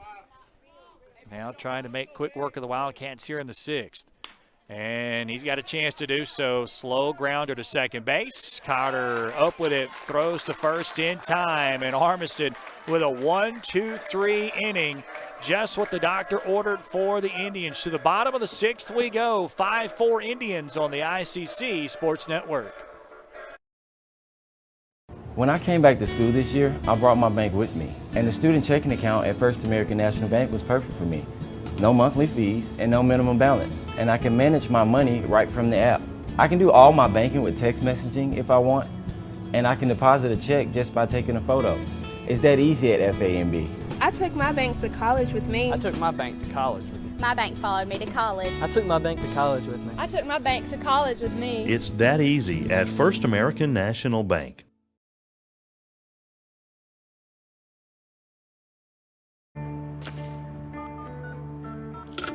Hey, honey, can you help me with this?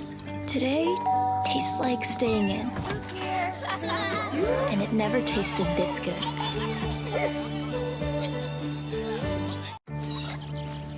know what I remember when you were born?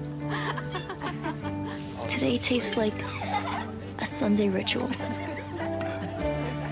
And it never tasted this good.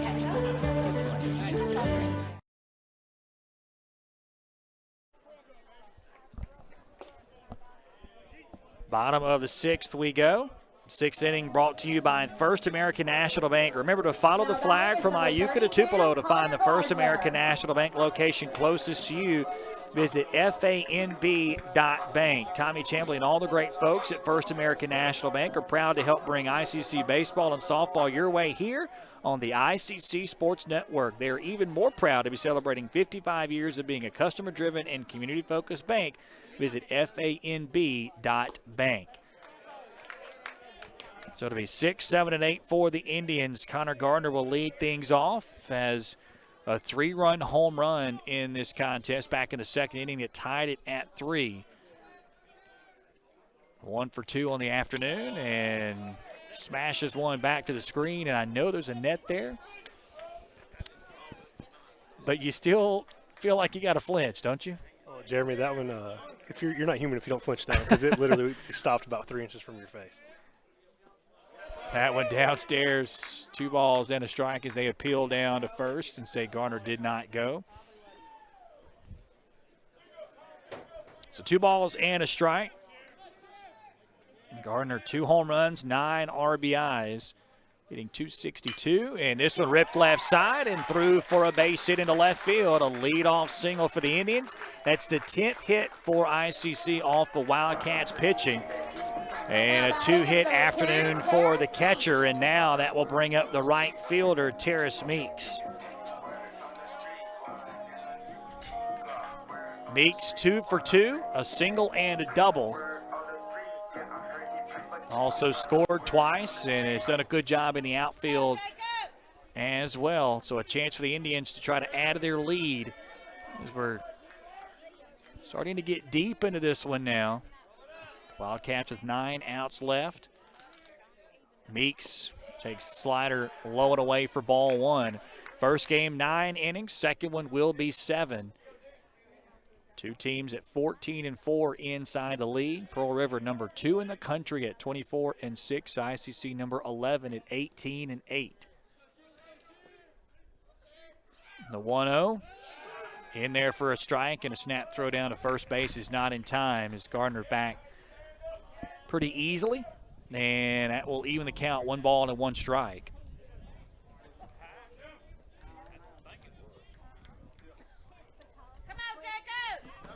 Wind picking up again.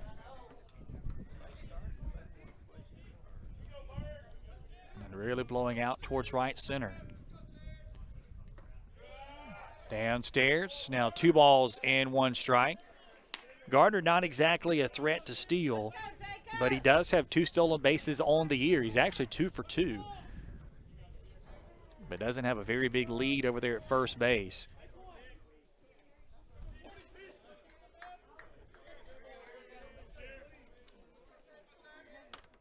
Shurer to the plate, breaking ball, and that one catches the outside corner, and that will even the count, 2 balls and 2 strikes. And boy, that's a good pitch there by Shurer. I'm not sure Meeks could do anything with that. Breaking ball, some late movement away to the righty. And call at the plate. Now, chance for a strikeout for Shurer. The 2-2. Just missed with a fastball in the outside corner. Boy, that's another really good pitch by Jacob Shurer. And Meeks, I'm not sure how he took it, but he did, and he got the benefit of the doubt. So now 3 balls and 2 strikes. Pretty big moment in this one here. Indians trying to add to their lead, trying to get a couple of men on with nobody out. Pearl River trying to keep the game where it is right now. One more time through the order for them. Full count, and this one ripped right side into the glove of the first baseman, Siebert, and he'll step on the bag in a double play turn by Pearl River, and that is exactly what they needed.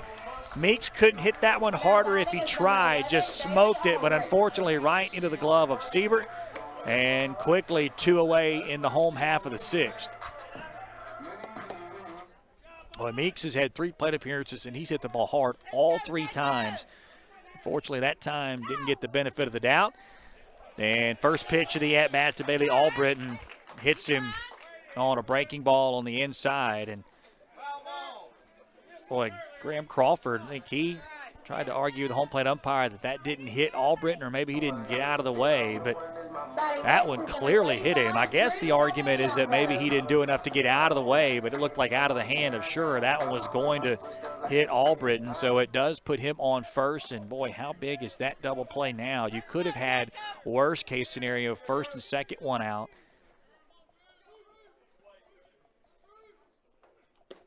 And first pitch is a called strike on the outside corner to Drew Capobianco.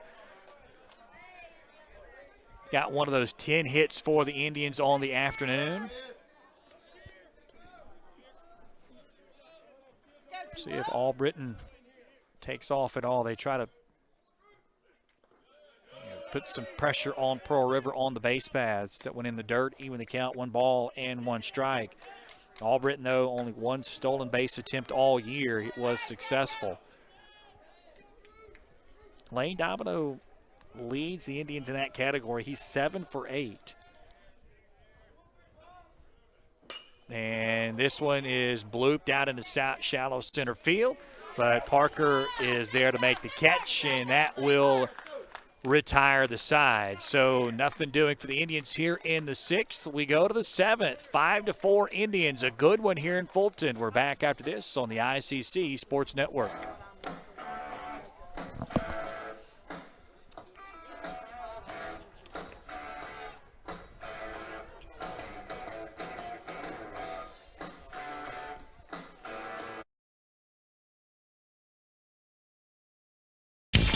Why settle for a checking account that just holds your money?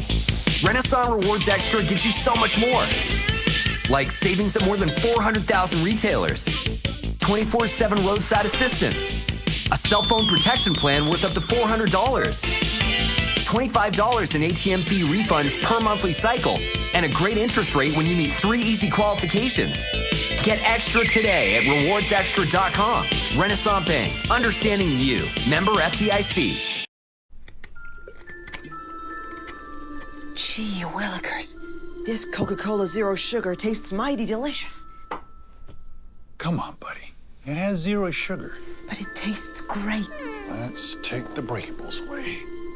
If you keep lying like this, you'll be a puppet forever. But it's the honest truth.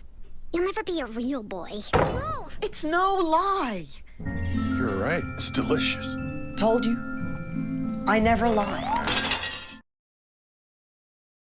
Top of the 7th we go. 7th inning brought to you by the ICC Indian Delegation. Don't forget, it's time to schedule your tour of Itawamba Community College with the ICC Indian Delegation. The ICC recruiting team is here to help answer your questions, schedule tours, and connect you with the departments and organizations that are of special interest to you. Visit tours.iccms.edu. That's the ICC Indian Delegation, sponsor of the 7th inning. It'll be 7, 8, and 9 for Pearl River here in the 7th. And Eric Newsom, who has a solo home run to straightaway center all the way back in the 2nd, will step in as Will Armistead's back out there for his 7th inning of work. Misses with the first pitch outside for ball 1. He's been really good, especially considering the start. 2 in the first, 1 in the 2nd, and has only given up 1 run since. Had a span there where he retired 8 in a row, and really kept the Indians not just in it, but kept their lead. Since ICC grabbed the lead 4-3 in the 2nd, the Indians have not trailed. But you got to go through this lineup one more time, and it's a lineup that has feasted this year. And there's a swing and a miss on a fastball that tailed away. 2 balls and 1 strike. Starting to be some activity in that Indians bullpen down the left field line.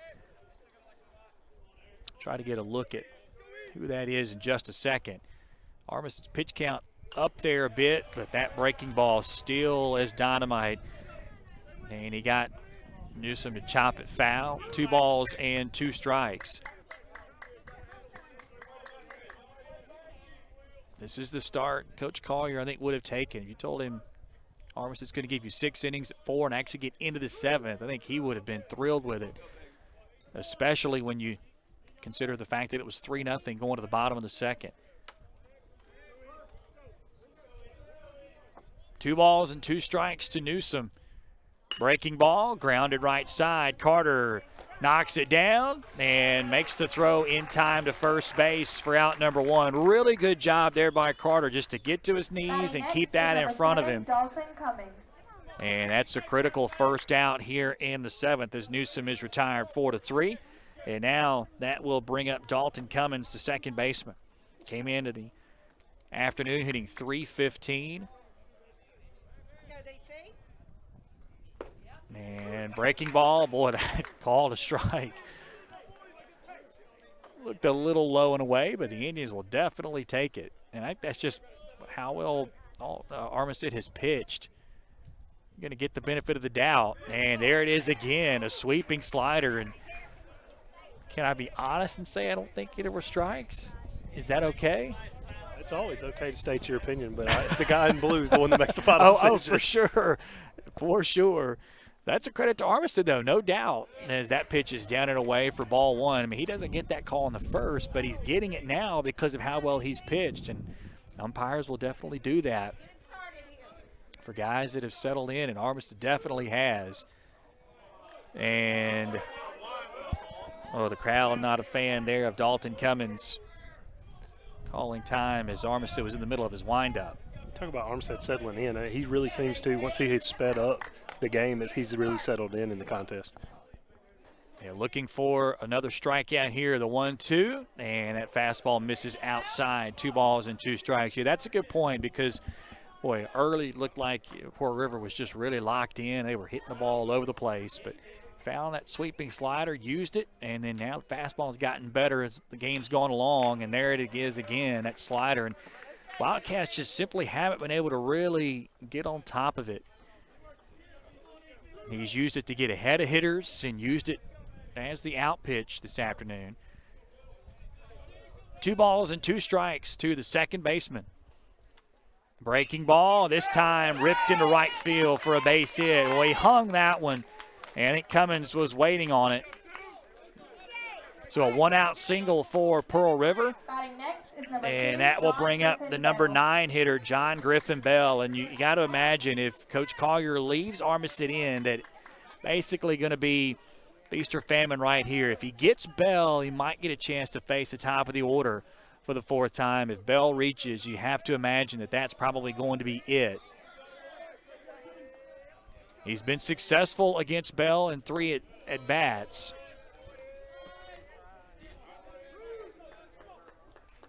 First pitch is high for ball 1.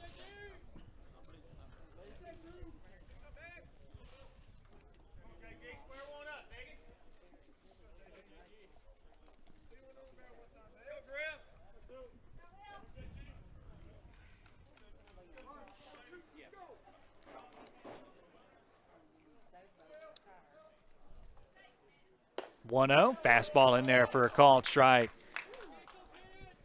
Still got some velocity on that fastball. Pitch count's up there a little bit, but velocity on the fastball is still close to where it would be in the early innings. 1 ball and 1 strike. And there it is again, this time just a little high, 2-1.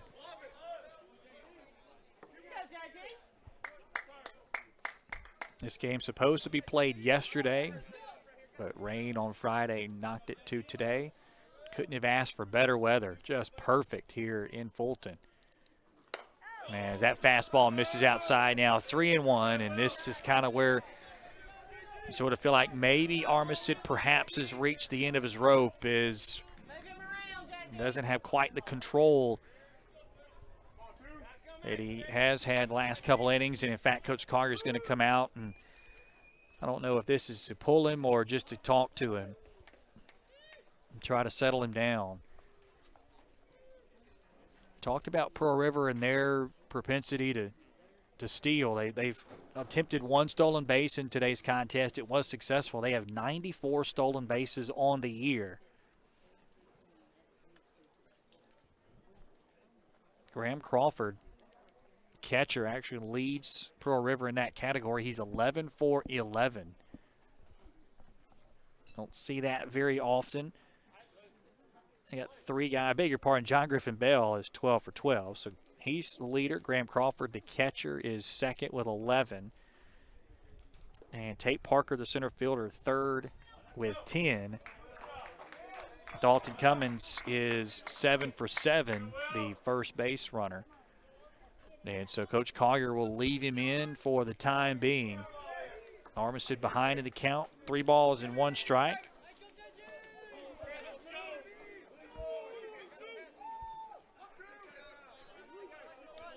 He's now pitched 46 2/3 innings on the season. 3-1 pitch outside, ball 4. And so now Wildcats have runners at first and second with 1 down. And Now batting is number 9, Nick they'll send the Skaggs. top of the order to the plate, left fielder Nick Skaggs. And, of course, Coach Collier comes out this inning. It is definitely going to be to take Armistead out. And there he comes, and that's going to be it. And I think this is definitely the right move here. Coach Collier really sensing that, boy, Armistead's giving you a lot, but he's maybe reached the end of his abilities in this one. But 6 1/3, terrific against this lineup. Gave up only 1 run in the last 4 innings, although both runners on base belong to him. So we'll get a pitching change. We'll tell you about the new Indians hurler as the game getting dramatic here in the 7th as Armistead going to get a well-deserved round of applause. We'll be right back. You're watching ICC Baseball on the ICC Sports Network.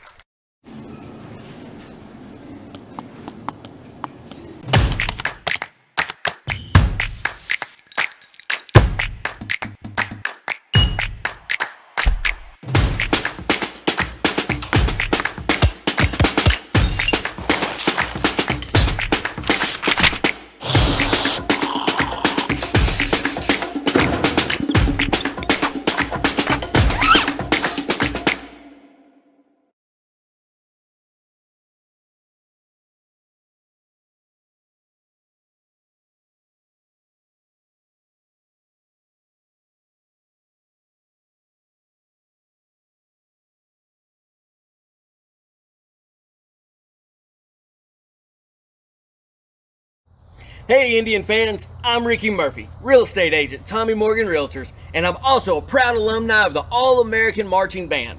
Itawamba Community College was my home for 2 years, and where you decide to make your home will be one of the most important decisions of your life. Whether you're looking to create a plan to buy your first home, or if you're ready today to make a move into your forever home, give me a call or send me a message so we can discuss your next move. And for my family, Roll Tide! Davis Ford in Fulton is your Ford dealer for new cars, trucks, and SUVs and has a wide inventory of certified pre-owned vehicles. Find your next dream car or truck from our Ford showroom or go online to davisfordsales.com and search our new and used inventory to see what is on our lot. So stop by and test drive the all-new fuel-efficient Ford Focus or Ford Fusion or the new Ford Explorer or F-150. Go further with Davis Ford, 904 West Main Street in Fulton or online davisfordsales.com. Top of the 7th we go. David Rowland, the new pitcher for the Indians. One of the 3 who was on the roster the last time these 2 teams played 2 years ago. Rowland making his 12th appearance. He's 3-1 on the year with 2 saves with a .81 ERA. He's pitched 22 1/3 innings, given up 15 hits, 6 runs, 2 earned, 10 walks, 19 strikeouts. He has given up a home run, inherits runners at first and second with 1 down, and first pitch he delivers Nick Skaggs, the leadoff hitter for Pearl River, is chopped sharply foul left side.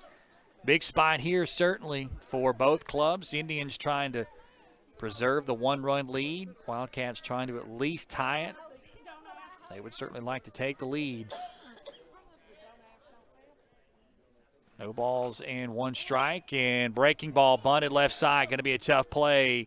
Albritton will field it, throw to first base in time. Well done by the Indians' third baseman. The sacrifice will move both runners up. So Pearl River now with runners at second and third, but 2 outs in the inning. So a little curious there, Coach Avalon, to do it with only 1 down and your leadoff hitter. But that will bring up Graham Crawford. The catcher came in today hitting .349. And he's tied for 12th in the country with 9 home runs. Got a lot of pop in the bat for sure.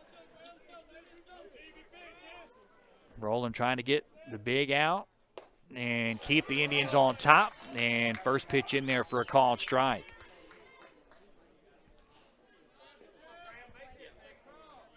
First base open. You'll imagine Roland's going to give in at all if he falls behind. Went with the first pitch changeup on the outside corner.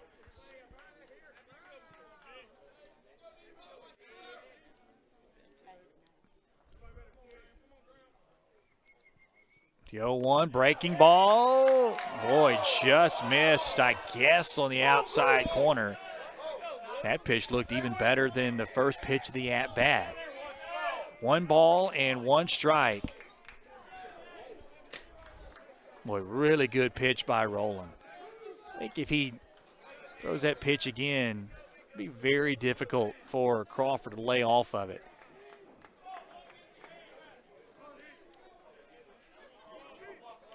One ball, 1 strike.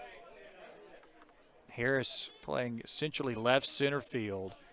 So they're shading Crawford. Oh, his breaking pitch, and that one, that time was up in the strike zone. So 2 balls and a strike. They're playing Crawford to more so pull with Harrison left center field. So if he were to hit one down the left field line, it would easily score 2. Albritton more so hugging the line at third.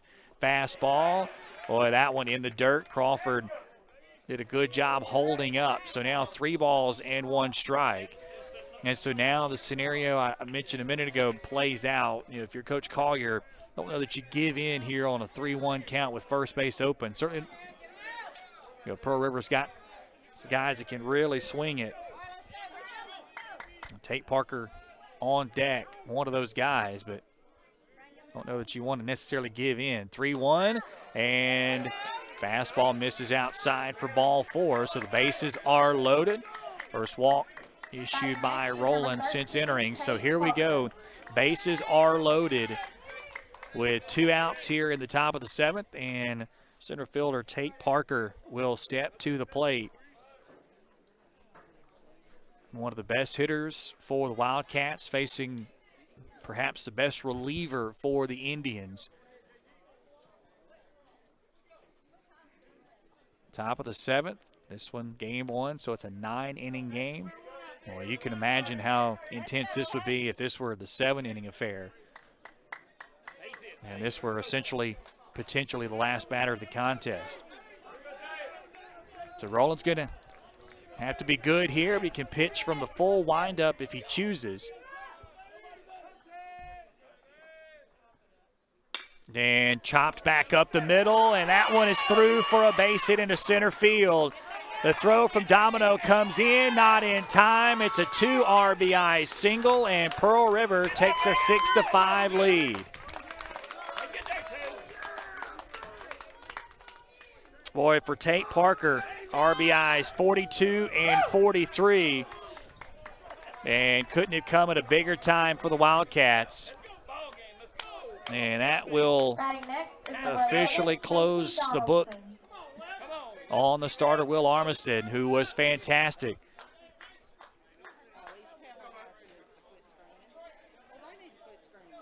And field umpire having a conversation with Coach Avalon. I think he didn't like the fact that the team essentially came out almost halfway out of the dugout after the base hit.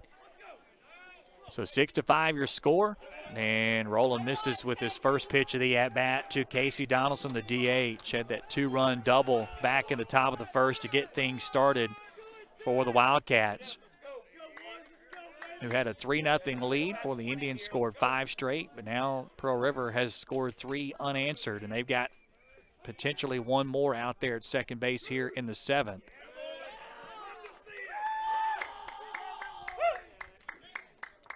So Rowland trying to minimize now.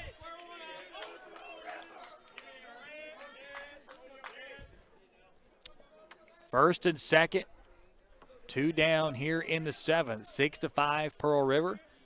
2 RBI single by Parker put the Wildcats back on top as that one is fouled back to the screen. 1 ball and 1 strike.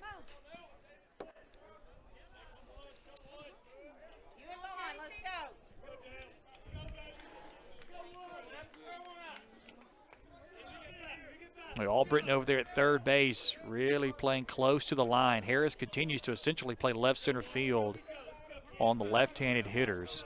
Wind now blowing out that way as that pitch sails outside, 2-1.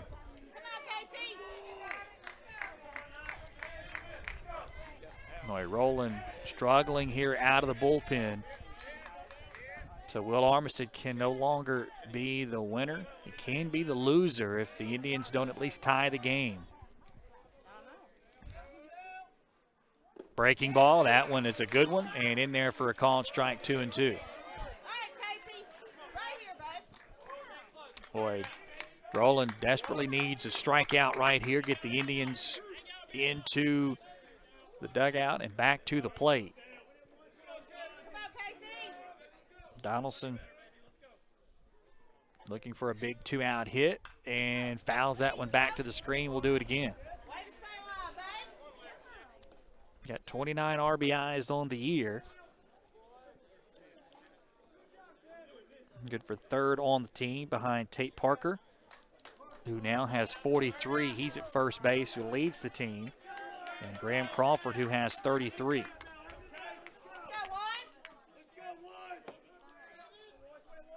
The 2-2, and this one is a high fly ball in the deep right field, and that one is gone. A 3-run jack for Casey Donaldson.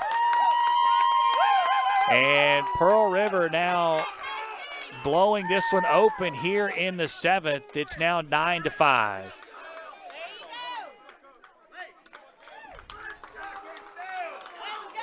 Donaldson with 5 RBIs on the day. He's got 32 now on the year. And Rowland just simply missed his spot, and Donaldson did not miss that pitch.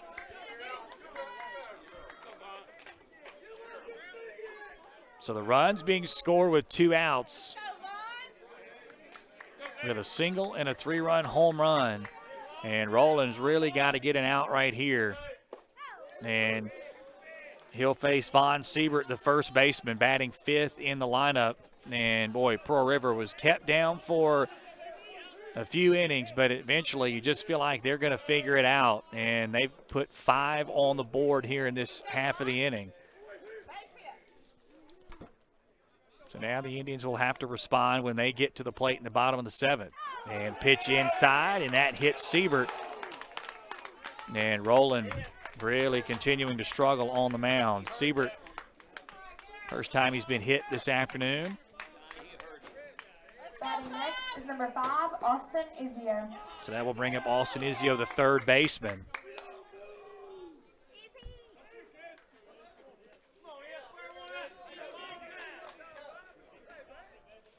Well, if the Indians aren't able to come back and win this one, going to really overshadow how good Will Armistead was, particularly in the middle innings against this lineup. Coach Collier made the right move to go get him. He had labored a bit here to start the 7th, and he went with his best bullpen arm, and Rowland, unfortunately, just has not had his best stuff today. The 1-0, there goes the runner. Throw down to second base is in time. Connor Gardner with a nice throw down to first base, able to gun down Vaughn Siebert, and that will retire the side, but not before Pearl River gets 5 runs, 3 of it off the bat of Casey Donaldson. 9-5 as we stretch here in Fulton on the ICC Sports Network. Student involvement is a top priority here at Itawamba Community College. If you want to be involved with student government, then the Student Government Association is the place for you. If you have a stellar GPA, then Phi Theta Kappa is for you. If you're interested in the diverse culture of our campus population, then the Diversity Club is for you. If you're interested in leadership and service, then Indian Delegation is for you. If you're majoring in computer programming or computer networking, then CPNA, the Computer Programming Networking Association, is for you. If you're interested in good conversations and free lunch on Thursdays, then the Wesley Foundation is for you. Our health science programs also have specific organizations for those majors. Student Activities is excited to bring you new opportunities here at the ICC Tupelo campus. Whatever your passion may be, we have a place for you. This video is brought to you by Phi Theta Kappa, Beta Chi Sigma, Tupelo campus.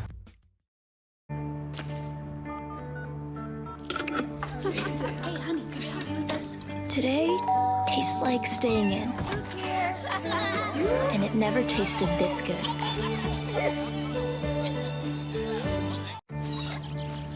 know what I remember when you were born? Today tastes like a Sunday ritual. And it never tasted this good. Bottom of the 7th we go. Indians will have the top of the order. It'll be Lane Domino to lead things off, followed by Riley Davis and then Hayden Harris. And they need to certainly get the bats going here after a 5-run inning for Pearl River. It saw the Wildcats not only take the lead, but give themselves a little insurance. 9-5 your score. Indians, though, with 9 outs with which to work. And first pitch is a tight breaking ball that Domino foul tips for strike 1. Domino with an RBI double his last time to the plate.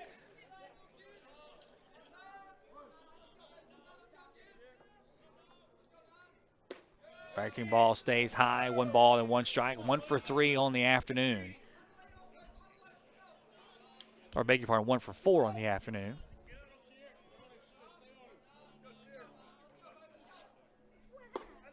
Swings through that one. 1 ball and 2 strikes was Shurer with a really nice tight slider. Some downward movement away from the righties. Just tough to lay off of.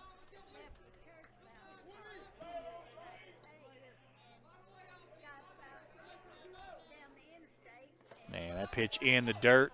2 balls and 2 strikes. Well, the Indians don't have to have all 4 runs here in this inning. Just try to chip away and get a run or 2. The middle to bottom of the order has been really productive this afternoon. That 4-run second inning was started with the 4, 5, and 6 hitters and carried all the way through to the bottom of the order.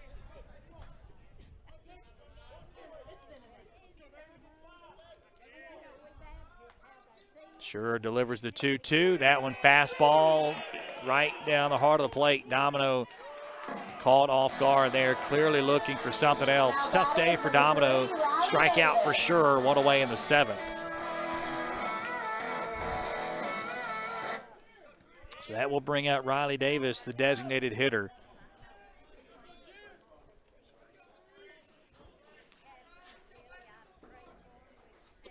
And takes the first pitch in there for a called strike, 0-1.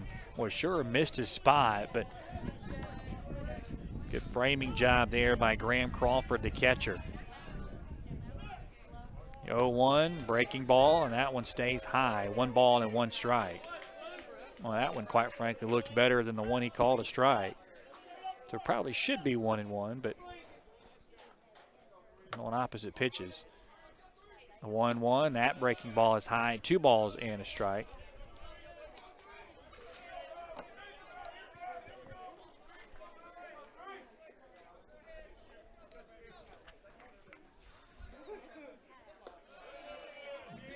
The 2-1 spiked in the dirt, 3 balls and a strike. So now Davis, chance to get on base, first time this afternoon.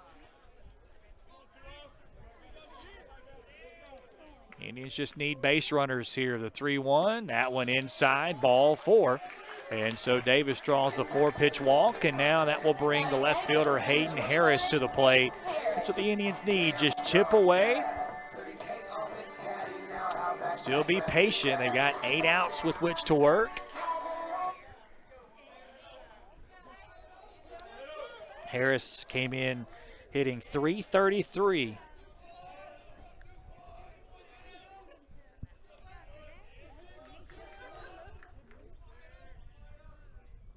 And breaking ball in there for a called strike, 0-1. Big gap in right center field.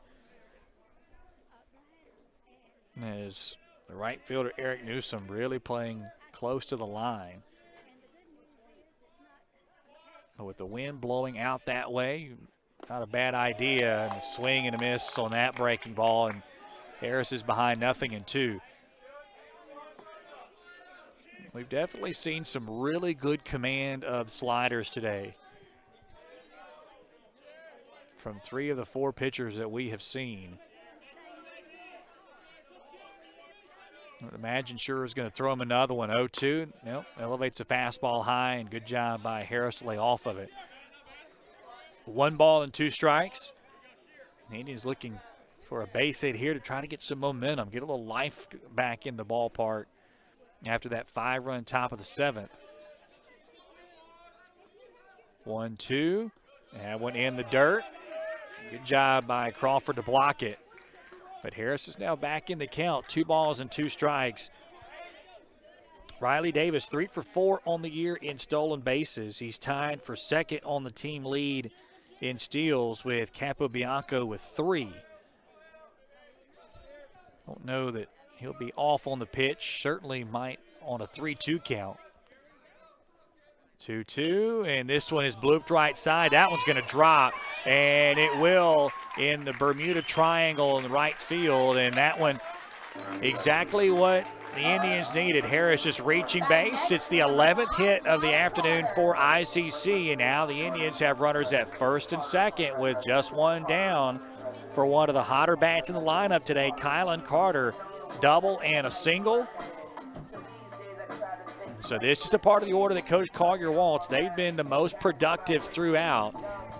And 1 more base runner, and the Indians will have the tying run coming to the plate. And Michael Avalon wants to have a conversation with Jacob Shurer.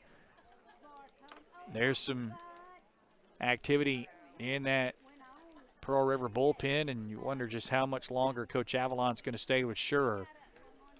And, in fact, that was it. So he's going to go to the bullpen and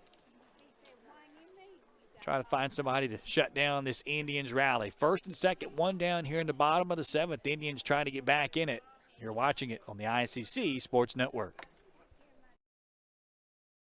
Natalie, when she was first driving, she literally swerved off the road a lot because she was looking at herself in the mirror. Maybe I look at life differently. You don't call it over space, it's outer space. But it's underwear. The tats right here, look. You always say chocolate's so weird. It's like chocolate.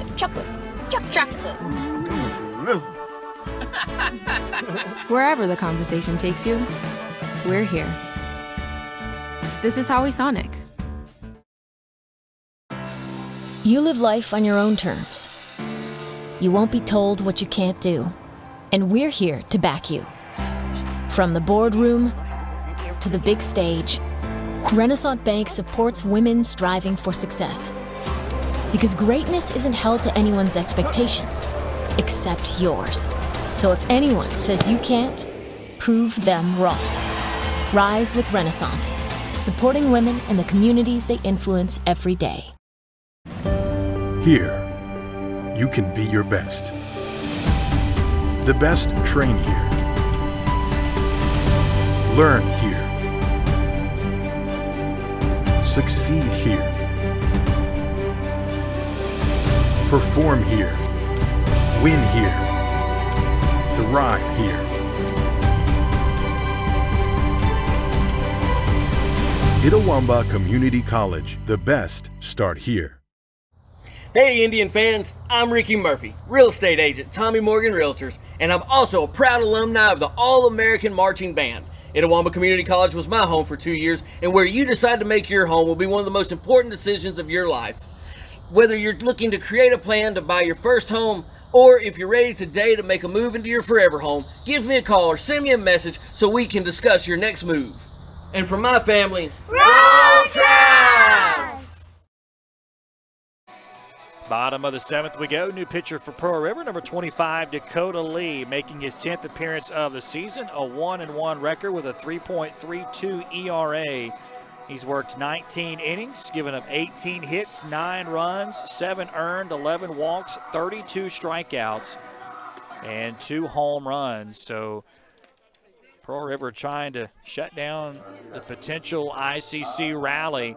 Indians with first and second and 1 down. It'll be Kylan Carter, the cleanup hitter, who will step in, double and a single this afternoon.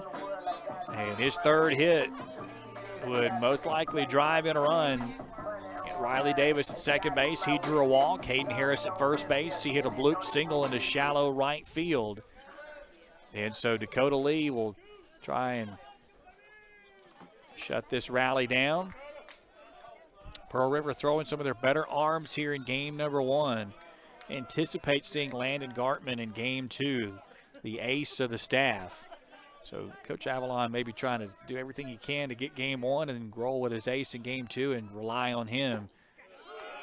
And Lee starts with a first pitch slider for a strike.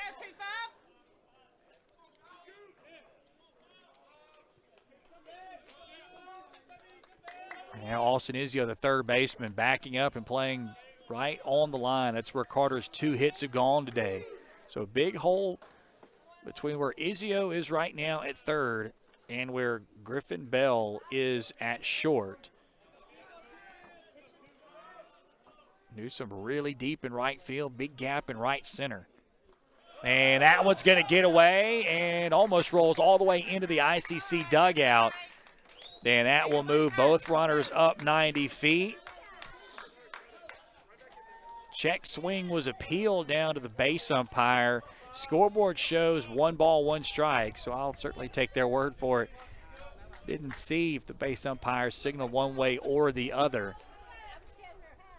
I thought that Carter held up, but regardless, Carter now with a chance to bring in 2 runs with a base hit. Be curious to see how Pearl River chooses to play this. You would imagine maybe in at the corners and back in the middle infield.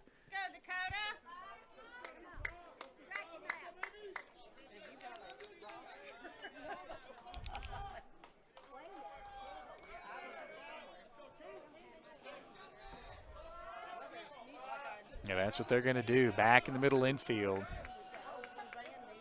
So Carter just trying to bring in a run. Base hit would be huge and potentially cut the deficit in half. A 1-1, outside corner, and missed low. 2 balls and a strike.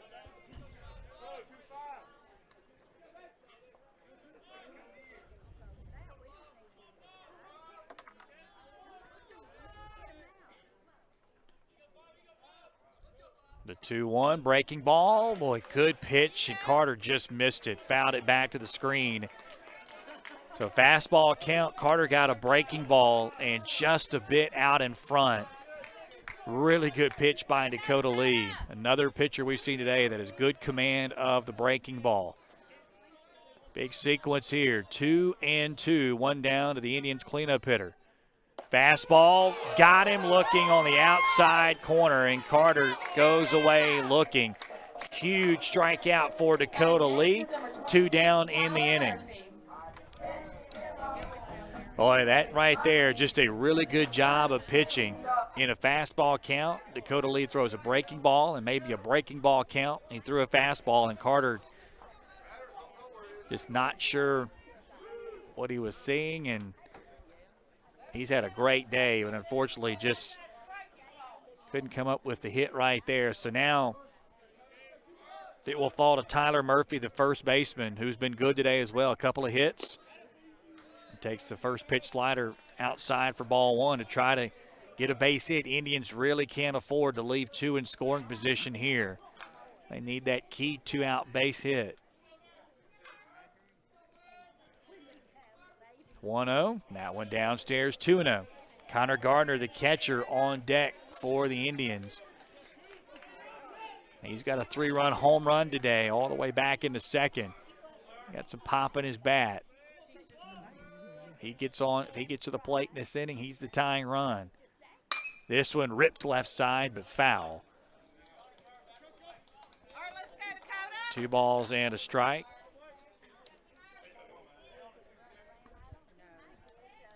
Wind has pretty much for the first time today died down in the outfield. A little breeze, top of the trees, right center over the 365 sign, but not really much to affect anything. 2-1, downstairs, 3-1. So now with first base open, how does Dakota Lee approach this situation? Don't want to necessarily load the bases, but Harris, really good hitter for the Indians. See if they give in at all. And the pitch is outside for ball 4, so that will load the bases with 2 down for the catcher, Connor Gardner. Number 32, Connor Gardner. 262 average, 2 home runs, 9 runs batted in.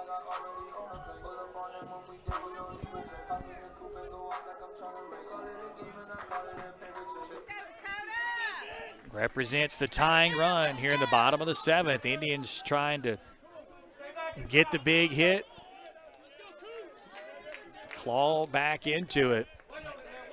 Of course, Gardner had a 3-run home run earlier in the game to put the Indians on top, so maybe he can tie it up here. Yeah, if he hits another one, then obviously that would be the biggest hit of the day, as that first pitch is outside for ball 1. I think Coach Collier just hit it hard, hope you get it down for a base hit. You got some speed on the base paths, 3rd and 2nd. Harris runs better than most over there at first. Gardner, boy, thought about it, maybe should have. That one right down the pike for strike 1. 1 ball and 1 strike. Big gap in right center again. Well, these righties, if they could get right center field base hit, run for days. And that one fouled back to the screen. Boy, Gardner really late on that one. I think he probably thought that he was going to get a breaking ball. So now 1 ball and 2 strikes, and Gardner going to have to really battle at the plate here. Lee's got that really tight slider. You would imagine you might see that here. The 1-2 from Dakota Lee. Fastball, got him swinging, elevated it, and the Indians leave them loaded. After 7, it's 9-5 Pearl River. We're back after this on the ICC Sports Network. Everyone has a unique story to tell. Maybe your story has you performing your new song in front of a crowd, getting to play your favorite sport, or enjoying a horseback ride in the country. At Orthopedic Institute of North Mississippi, our group of skilled surgeons understand your need to continue your story. That is why we are the preferred choice for orthopedic care. Thank you for choosing us. Our story is you. Orthopedic Institute of North Mississippi.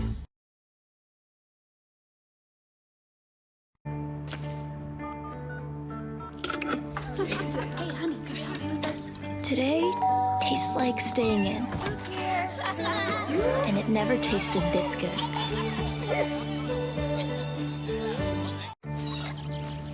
know what I remember when you were born? Today tastes like a Sunday ritual. And it never tasted this good.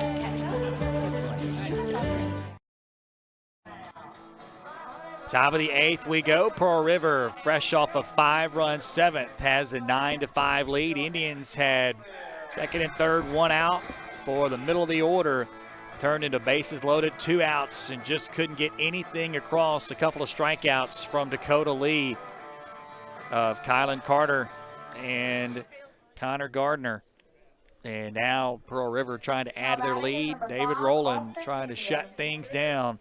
It'll be 6, 7, and 8 for Pearl River. Austin Izio, Eric Newsom, and Dalton Cummins. Game 1 of this doubleheader. And first pitch smoked back to the net. No balls and a strike.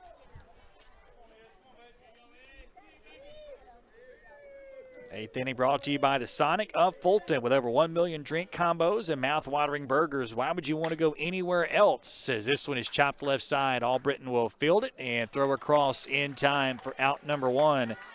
As Izio is retired 5-3. Visit the Sonic in Fulton and take advantage of their exclusive offers and drink specials. Also, don't forget to download the Sonic app for even more specials there.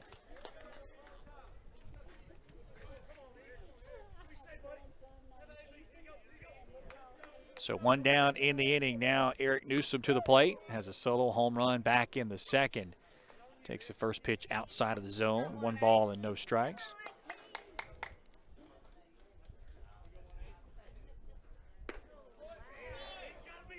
Two balls and no strikes.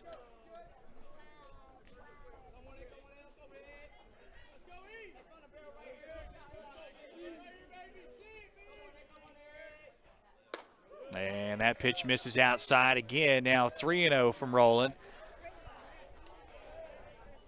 So you'd imagine Newsom is going to be selective here, probably take on 3-0. And it's in there for a strike. And Newsom, couple of steps to first base, and it certainly was borderline. But quite frankly, I've seen worse pitches called a strike today.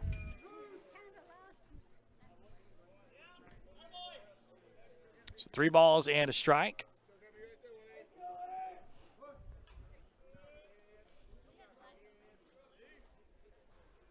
This one grounded right back up the middle. Roland able to glove it and flip it in time for out number 2. Well, he took a shot, but did a great job to knock it down, compose himself, and get the out. And next is number 7, Dalton Cummins. And the base umpire, I think, is going to come over and just kind of check on him and make sure he's okay.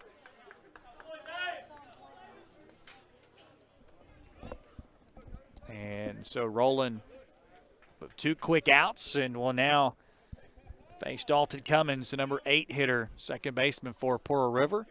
And first pitch misses outside for ball 1.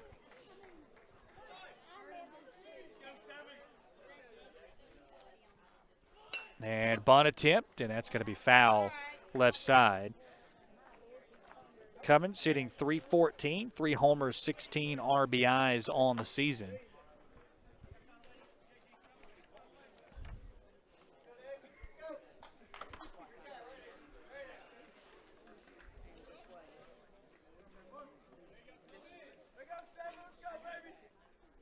Breaking ball, that one ripped left side for a base hit. Boy, double-digit hits for both teams this afternoon. That one ripped, and Pearl River continues the inning. John Griffin Bell. And that will bring up the number 9 hitter, John Griffin Bell. And one of the good things for the Wildcats, even if Bell is retired, at least Pearl River will get to start the 9th inning with the top of the order. And if you're rolling, you just got to bear down and get this out right here. Keep the game where it is at 4 runs. Indians have 6 outs remaining in this one.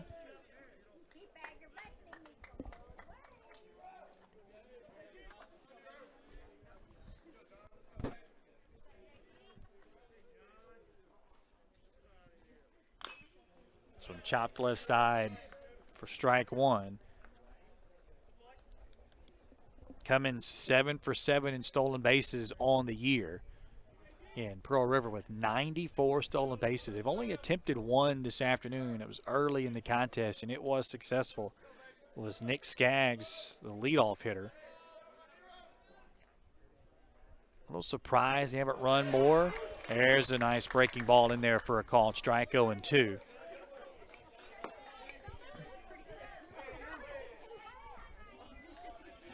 So Roland trying to get out of this one, only giving up a 2-out single.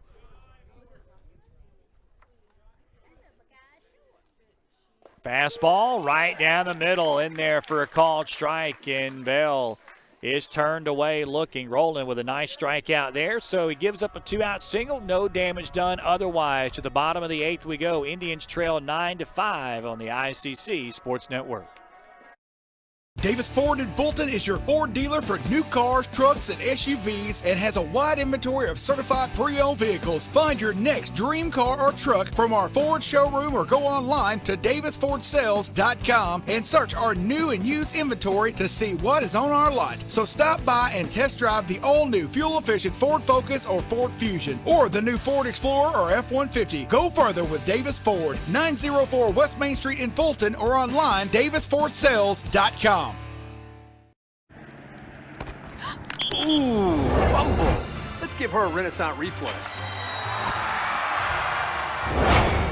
Make the right call with Renaissance and get cell phone protection with Renaissance Rewards Extra Checking. Sign up today. $5 for my own money? That's a bad call. Let's give him a Renaissance replay. Sign up for Renaissance Rewards Extra Checking with ATM refunds today. Natalie, when she was first driving, she literally swerved off the road a lot because she was looking at herself in the mirror. Maybe I look at life differently. You don't call it over space, it's outer space. But it's underwear. The top's right here, look. You always say chocolate's so weird. It's like chocolate.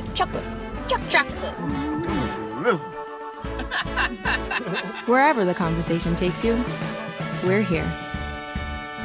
This is Howie Sonic.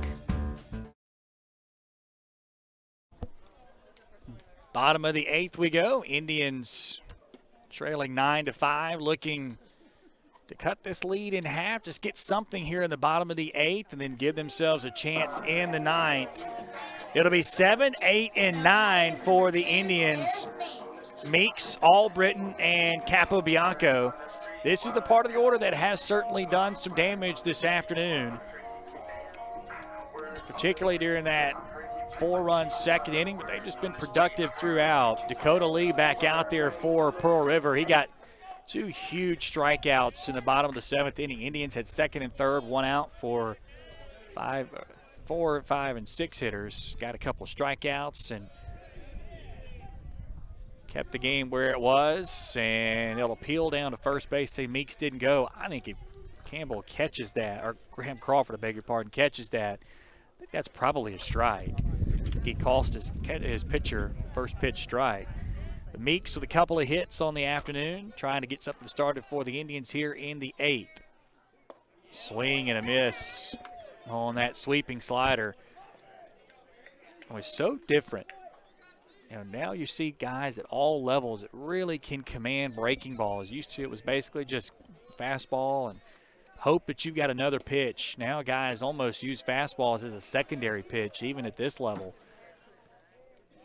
As that pitch misses outside, 2 balls and a strike.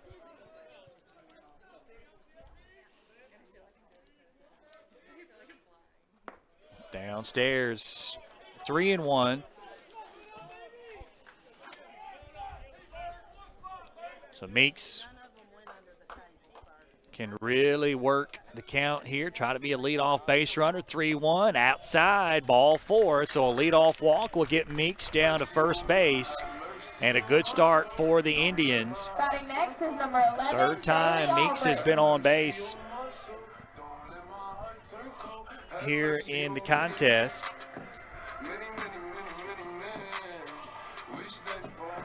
And so that will bring up Bailey Albritton, the third baseman, batting 8th in the lineup.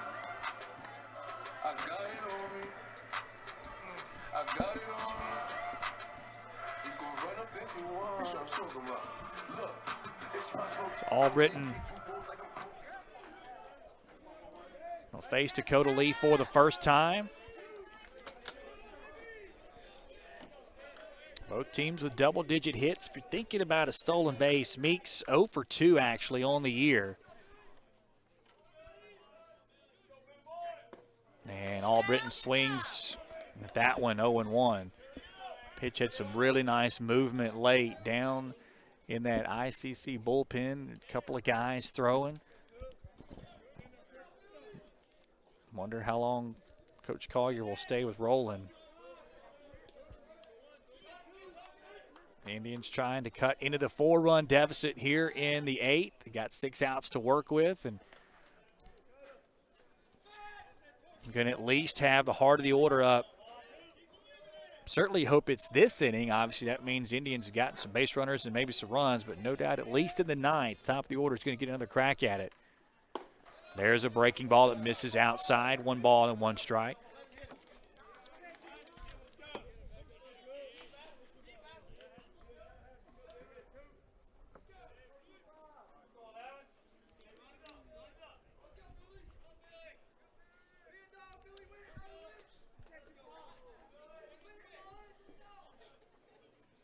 Swing and a miss again. Albritton couldn't lay off the fastball low in the zone. 1 ball and 2 strikes.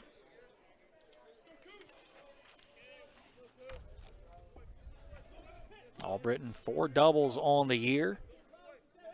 Actually, a little less than a third of his hits on the season have been doubles. And that 5 extra base hits, got a home run. That pitch outside, 2 balls and 2 strikes. So of the 15 hits, he's got 4 doubles and a home run. So he's got some extra base hit ability. Well, the Indians could use one right now. 2 balls and 2 strikes.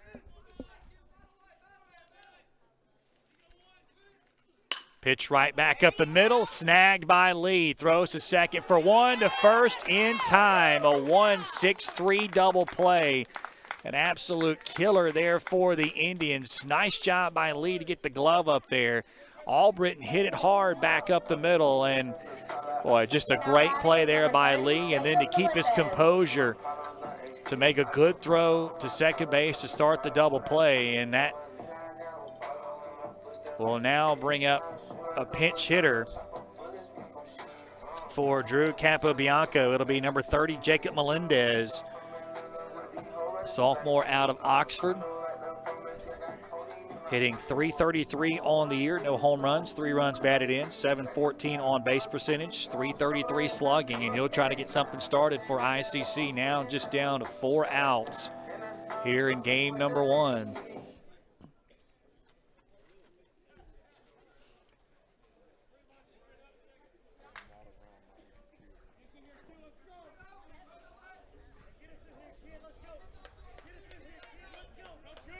So Melendez will step in. Dakota Lee done a good job so far.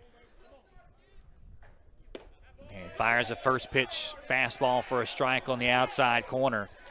Well, Melendez and the home crowd didn't like it. 0-1. And that one outside, 1 ball and 1 strike.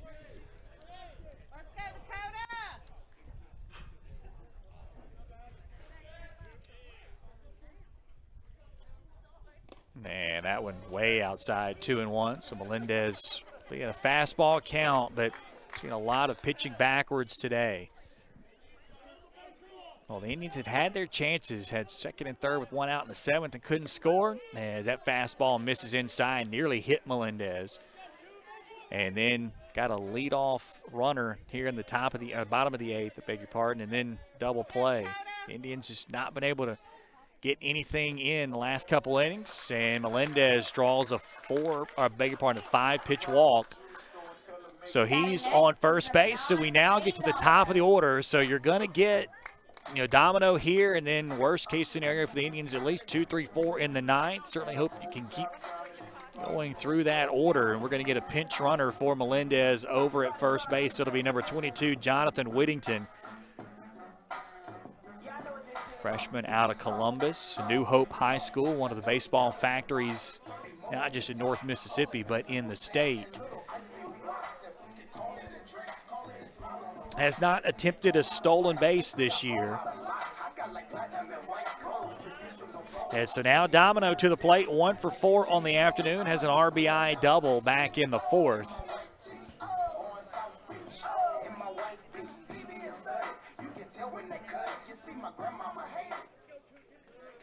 Hoping to get a big hit right here.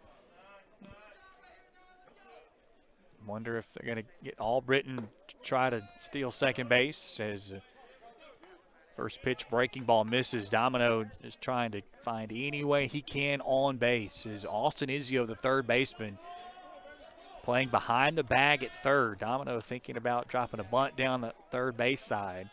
he would certainly get to first if it's a good one. Fastball misses outside, 2-0. Well, these are the guys you want up in this situation if you're the Indians, and now Michael Avalon's going to call time. He wants to find out how many mound visits he's got.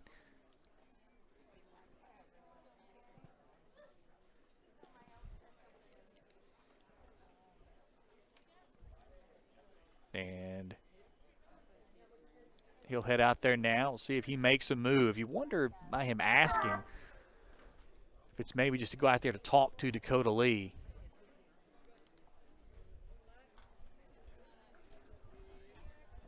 They need 4 outs to finish game 1. You'd imagine we'll see Landon Gartman, the ace, in game number 2.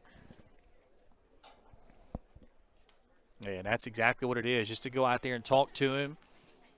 Perhaps tell his defense what he wants in case the Indians try to steal. So 2 balls and no strikes to the leadoff hitter for the Indians, Lane Domino. Trying to get a big hit, keep the inning going, and give the Indians a chance to put some runs on the board, trying to claw their way back from a 4-run deficit. And they had a 5-4 lead going to the top of the 7th, and Pearl River put up a crooked number, a 5 spot. They chased Will Armistead, the Indians' starting pitcher, who was really good, went 6 1/3. And the Indians, as I said, have had their chances, had 2nd and 3rd, 1 out in the bottom of the 7th. Couldn't get runs home. Got a leadoff walk in this inning, but then a double play. The forward, Jacob Melendez, got a pinch hit walk, and now Domino at the plate. The 2-0 pitch, and that one is outside, 3-0.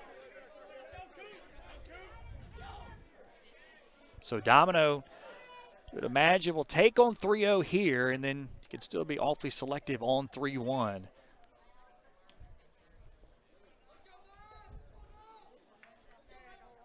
Fastball right down the middle for strike 1. So now, big pitch here, Dakota Lee. I don't think he'll be able to groove one to Domino and get away with it. It's your lane. Can't be late on that fastball. Whittington not going at first, and boy, that was the pitch right there, right down the heart of the plate, and just missed it. Fouled it back to the screen, and that will run the count full at 3-2. So Jonathan Whittington will definitely be off on the pitch from first base. And if Domino can get one in the gap with Whittington's speed and him being off of the pitch, you feel like he will certainly score. Base hit, Whittington probably at least gets to 3rd. Full count pitch, there goes Whittington. Fastball right down the heart of the plate, and Domino couldn't pull the trigger. A strikeout for Dakota Lee, and that will end the inning. No runs, no hits, no errors, and a runner left on base. We've played 8 in Fulton, 9-5. Wildcats, we're back after this on the ICC Sports Network. Tomorrow. Tomorrow is what we anticipate, what we work for, what we want to improve. At Itawamba Community College, we offer the courses, pathways, and the training that can help turn your vision of tomorrow into a reality. So why wait? Your tomorrow can start today at Itawamba Community College. The best start here.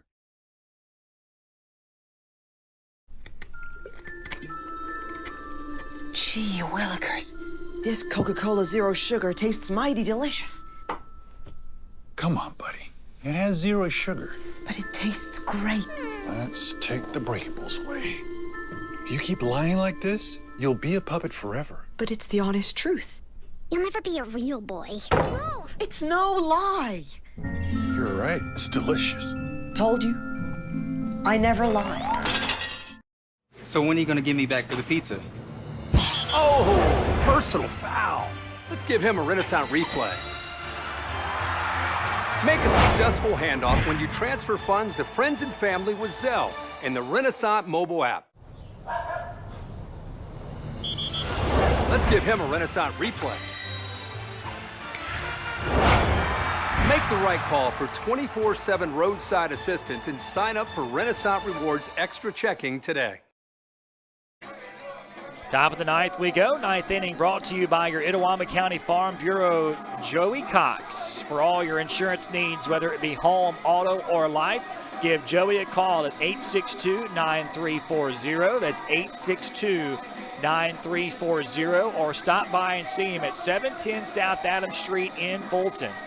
Former ICC All-American is proud to sponsor ICC Athletics. Give Joey a call at 862-9340, 862-9340, or stop by and see him at 710 South Adams Street in Fulton for all your insurance needs. New pitcher for the Indians, number 36, Drew Monaghan, making his fifth appearance of the year, 0-1 on the season with a 3.38 ERA. He's pitched 5 1/3 innings, given up 3 hits, 3 runs, 2 earned, 4 walks, 7 strikeouts, and fires the first pitch in there for a called strike. He will see the top of the order for the Wildcats. It'll be Nick Skaggs, Graham Crawford, and Tate Parker trying to add to their 4-run lead as that one is shot down the right field line and almost got into that Pearl River bullpen. So Monaghan comes in quickly ahead, no balls and 2 strikes. Well, the Indians going to have 2, 3, and 4 in the ninth. And so Monaghan's job pretty simple. Keep the game where it is right now at 9-5 Pearl River. 0-2 fastball misses away, 1 ball and 2 strikes.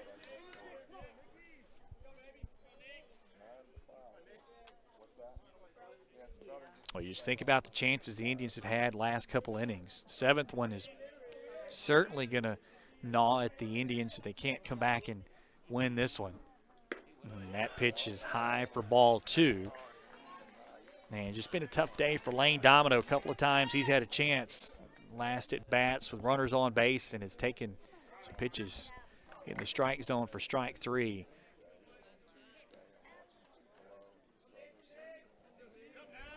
Give credit to Dakota Lee. He's been good out of that bullpen for the Wildcats when they've had to have it. This one is skied right side, and Meek's going to come in and make the catch. Well, that was a little scary there for a moment. Looked like Meeks just couldn't locate it and finally made a charge late. 1 down here in the inning. Batting next is number 34, Graham Crawford. Well, the sun is as bright as ever. Hardly any wind out there in right field now. It's been the spot for the wind throughout most of the afternoon. And I thought for a split second there Carter was going to be able to get that one, but Meeks battling the sun came in, made a nice catch for the all-important first out of the inning. And that will bring up Graham Crawford, the catcher. And he chops the first pitch foul up the third base side, 0-1.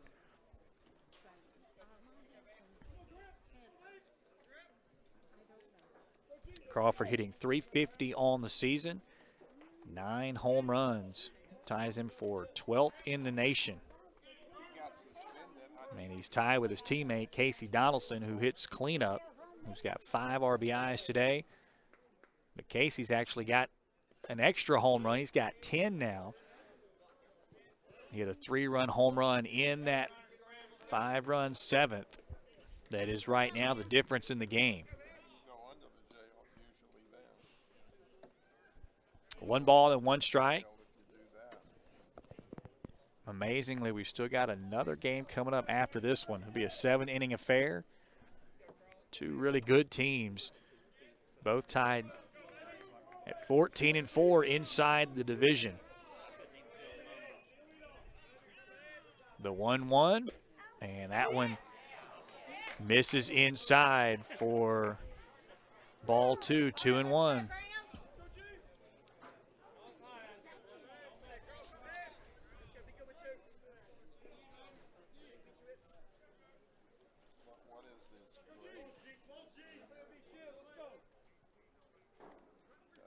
Breaking ball just missed on the outside corner. That will run the count to 3 balls and 1 strike.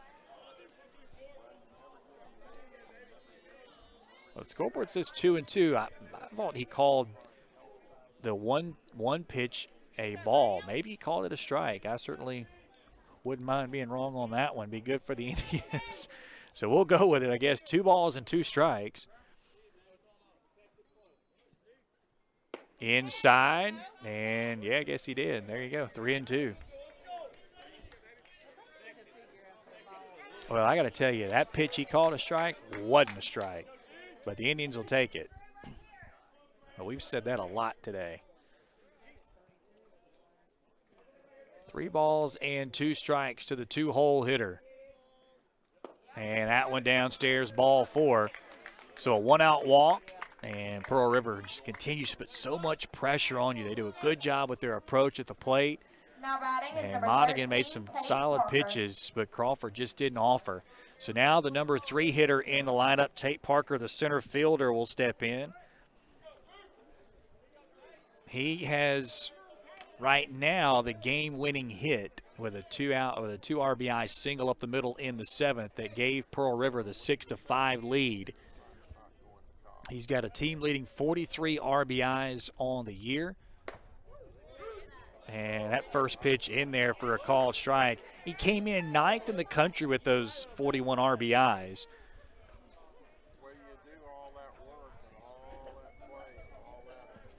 So if you're Monaghan, you got to really bear down here. Crawford, as crazy as it sounds, is the catcher. 2nd on the team in stolen bases. He's a perfect 11 for 11. So that pitch inside, 1-1. 94 stolen bases for Pearl River on the season.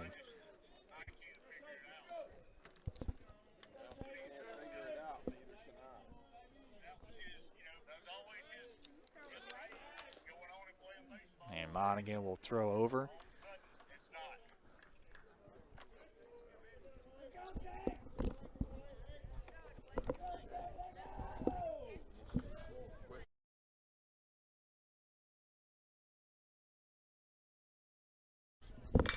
High fly ball to left field. Harris circling, and under it, and makes the catch for out number 2. Boy, that one was a mile high in the air, and Harris went almost all the way around the ball before finally being able to catch it, but he pulled it in nonetheless. 2 down, and that's a big out there for the Indians in Monaghan with Tate Parker being the leading RBI getter for the Wildcats. So now that brings up Drew Donaldson, who's had himself quite a day. A 2 RBI double in the 1st, a 3-run home run in the 7th. So 5 RBIs for him, now 32 on the season. Big bat from the left side, batting cleanup. And Monaghan starts in with the first pitch fastball in the outside corner for a strike.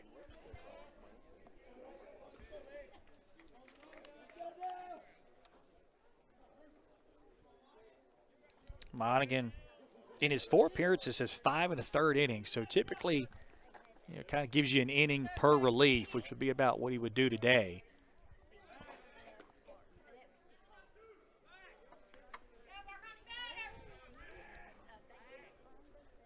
He could also pitch in the 2nd game if the Indians needed. And, both teams going to go all out in that one.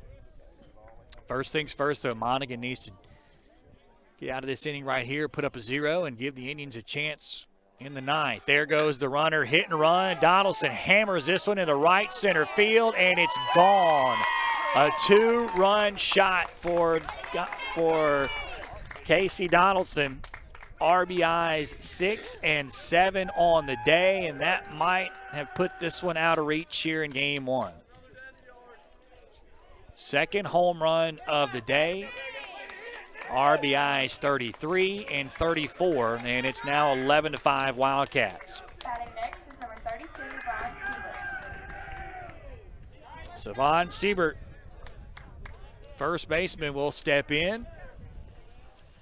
And so Monaghan was a pitch away from getting out of it unscathed and just made a mistake there. And Donaldson simply seeing it as well as anybody in that lineup. And that one was hit maybe even harder than the 3-run shot.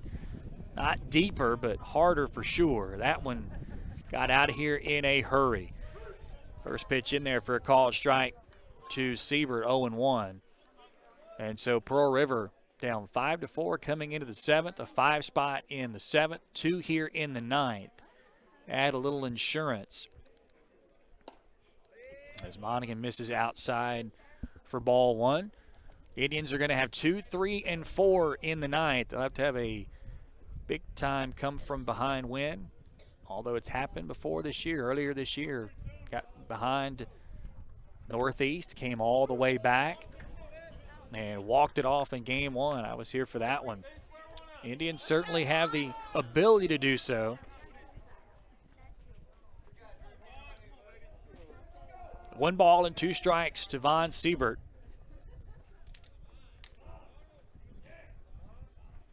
Monaghan, breaking ball, got him looking with the slider on the outside corner, and Monaghan able to finally retire the side, but not before Casey Donaldson with a 2-run blast, his 7th RBI of the day. Pearl River leads at 11-5 as we go to the bottom of the 9th on the ICC Sports Network. When I came back to school this year, I brought my bank with me, and the student checking account at First American National Bank was perfect for me. No monthly fees and no minimum balance, and I can manage my money right from the app. I can do all my banking with text messaging if I want, and I can deposit a check just by taking a photo. It's that easy at FAMB. I took my bank to college with me. I took my bank to college with me. My bank followed me to college. I took my bank to college with me. I took my bank to college with me. It's that easy at First American National Bank.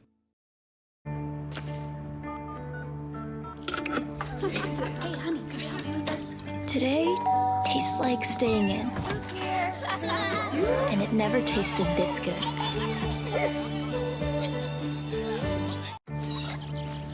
know what I remember when you were born? Today tastes like a Sunday ritual. And it never tasted this good. Bottom of the 9th, Indians will have 2, 3, and 4 to the plate. Wildcats going to go with Dakota Lee. Try and close this out. He came in a big spot there in the 7th. Indians had first and second, 1 out. Eventually had second and third with 1 out. And he got back-to-back, I beg your pardon, he got a strikeout, gave up a walk to load the bases, and then got a strikeout to end the inning and closed down the threat. And then worked around a leadoff walk in the 8th. And his team is giving him an extra 2 runs of insurance in the top of the 9th. So it would take a whale of a comeback here for the Indians if they can do it. They'll try to start with Riley Davis, the DH. Leads the team in batting average, .484 on the day. Doesn't have a hit, but drew a walk his last time up. And if you're Dakota Lee, you don't want to mess around, want to just throw strikes, and that'll help if Davis will help you by chasing one. That one out of the zone, but he fouls it back to the screen, 0-1.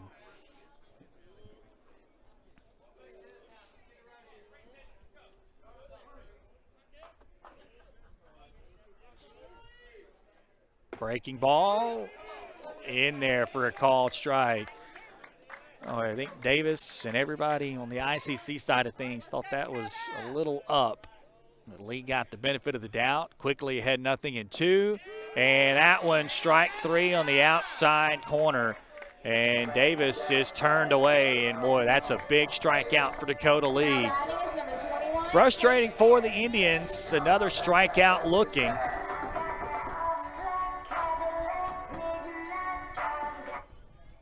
And so now that will bring up Hayden Harris, the left fielder.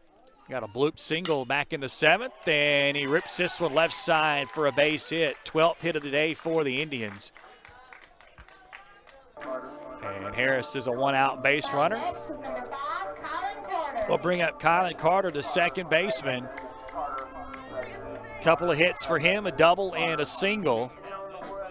He got the 4-1 rally started in the bottom of the 2nd with a leadoff double, and then came around to score on the 3-run Connor Gardner home run that at the time tied it at 3. Indians would add a run in that inning to take a 4-3 lead.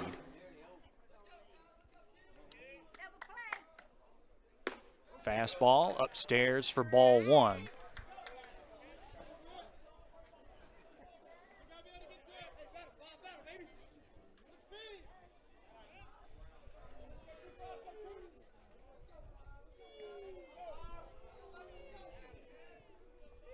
The 1-0, that one downstairs. 2 balls and no strikes. Carter came in hitting .368.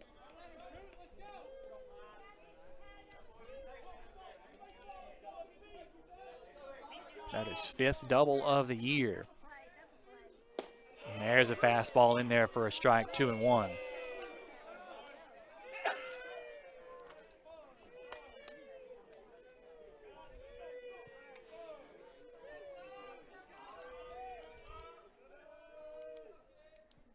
The 2-1 pitch, and that one is popped right side. I think it will get out of play, and it will. Well, a good chase over there at first base by Vaughn Siebert. They will even the count, 2 balls and 2 strikes.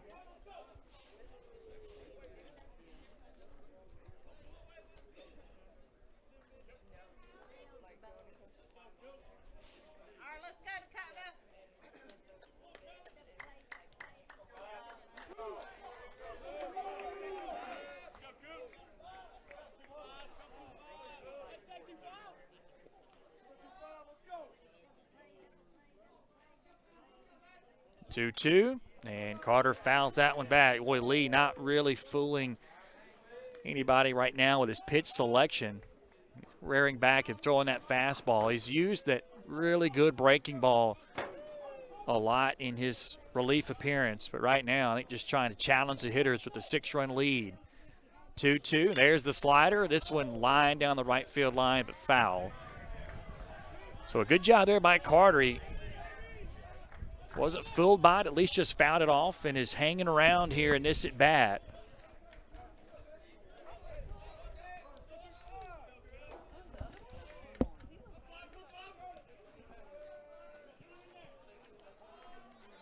The 2-2, breaking ball, misses inside. Boy, I thought it was going to hit him.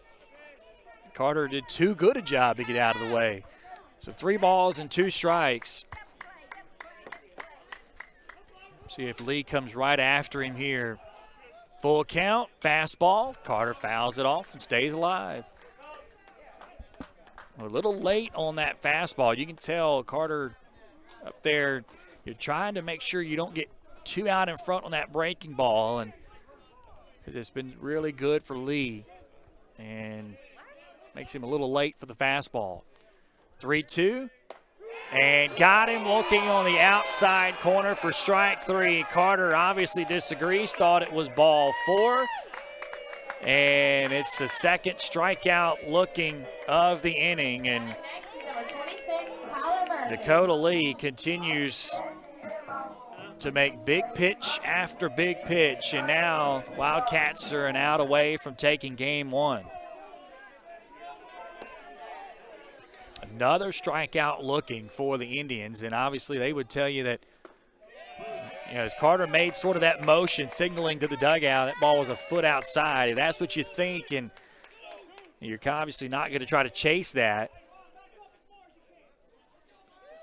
So this will bring up Tyler Murphy, the first baseman, and he swings through that fastball, and he's behind 0-2, and now the Indians are down to their last strike of game 1.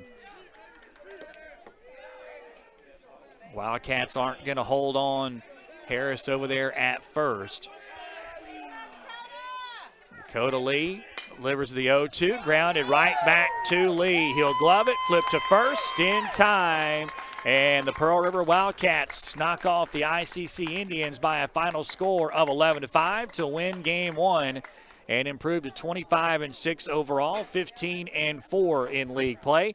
The Indians drop to 18-9 overall, 14-5. So we'll have game 2 for you about 40 minutes or so, 45 minutes or so. We'll come on the air a little before first pitch, kind of wrap up this one and look ahead to game number 2. Gorgeous day in Fulton. If you got a chance, come out to the ballpark. If not, keep it right here. We'll have game 2 for you coming up in 45 minutes. Pearl River a winner in game 1, 11-5.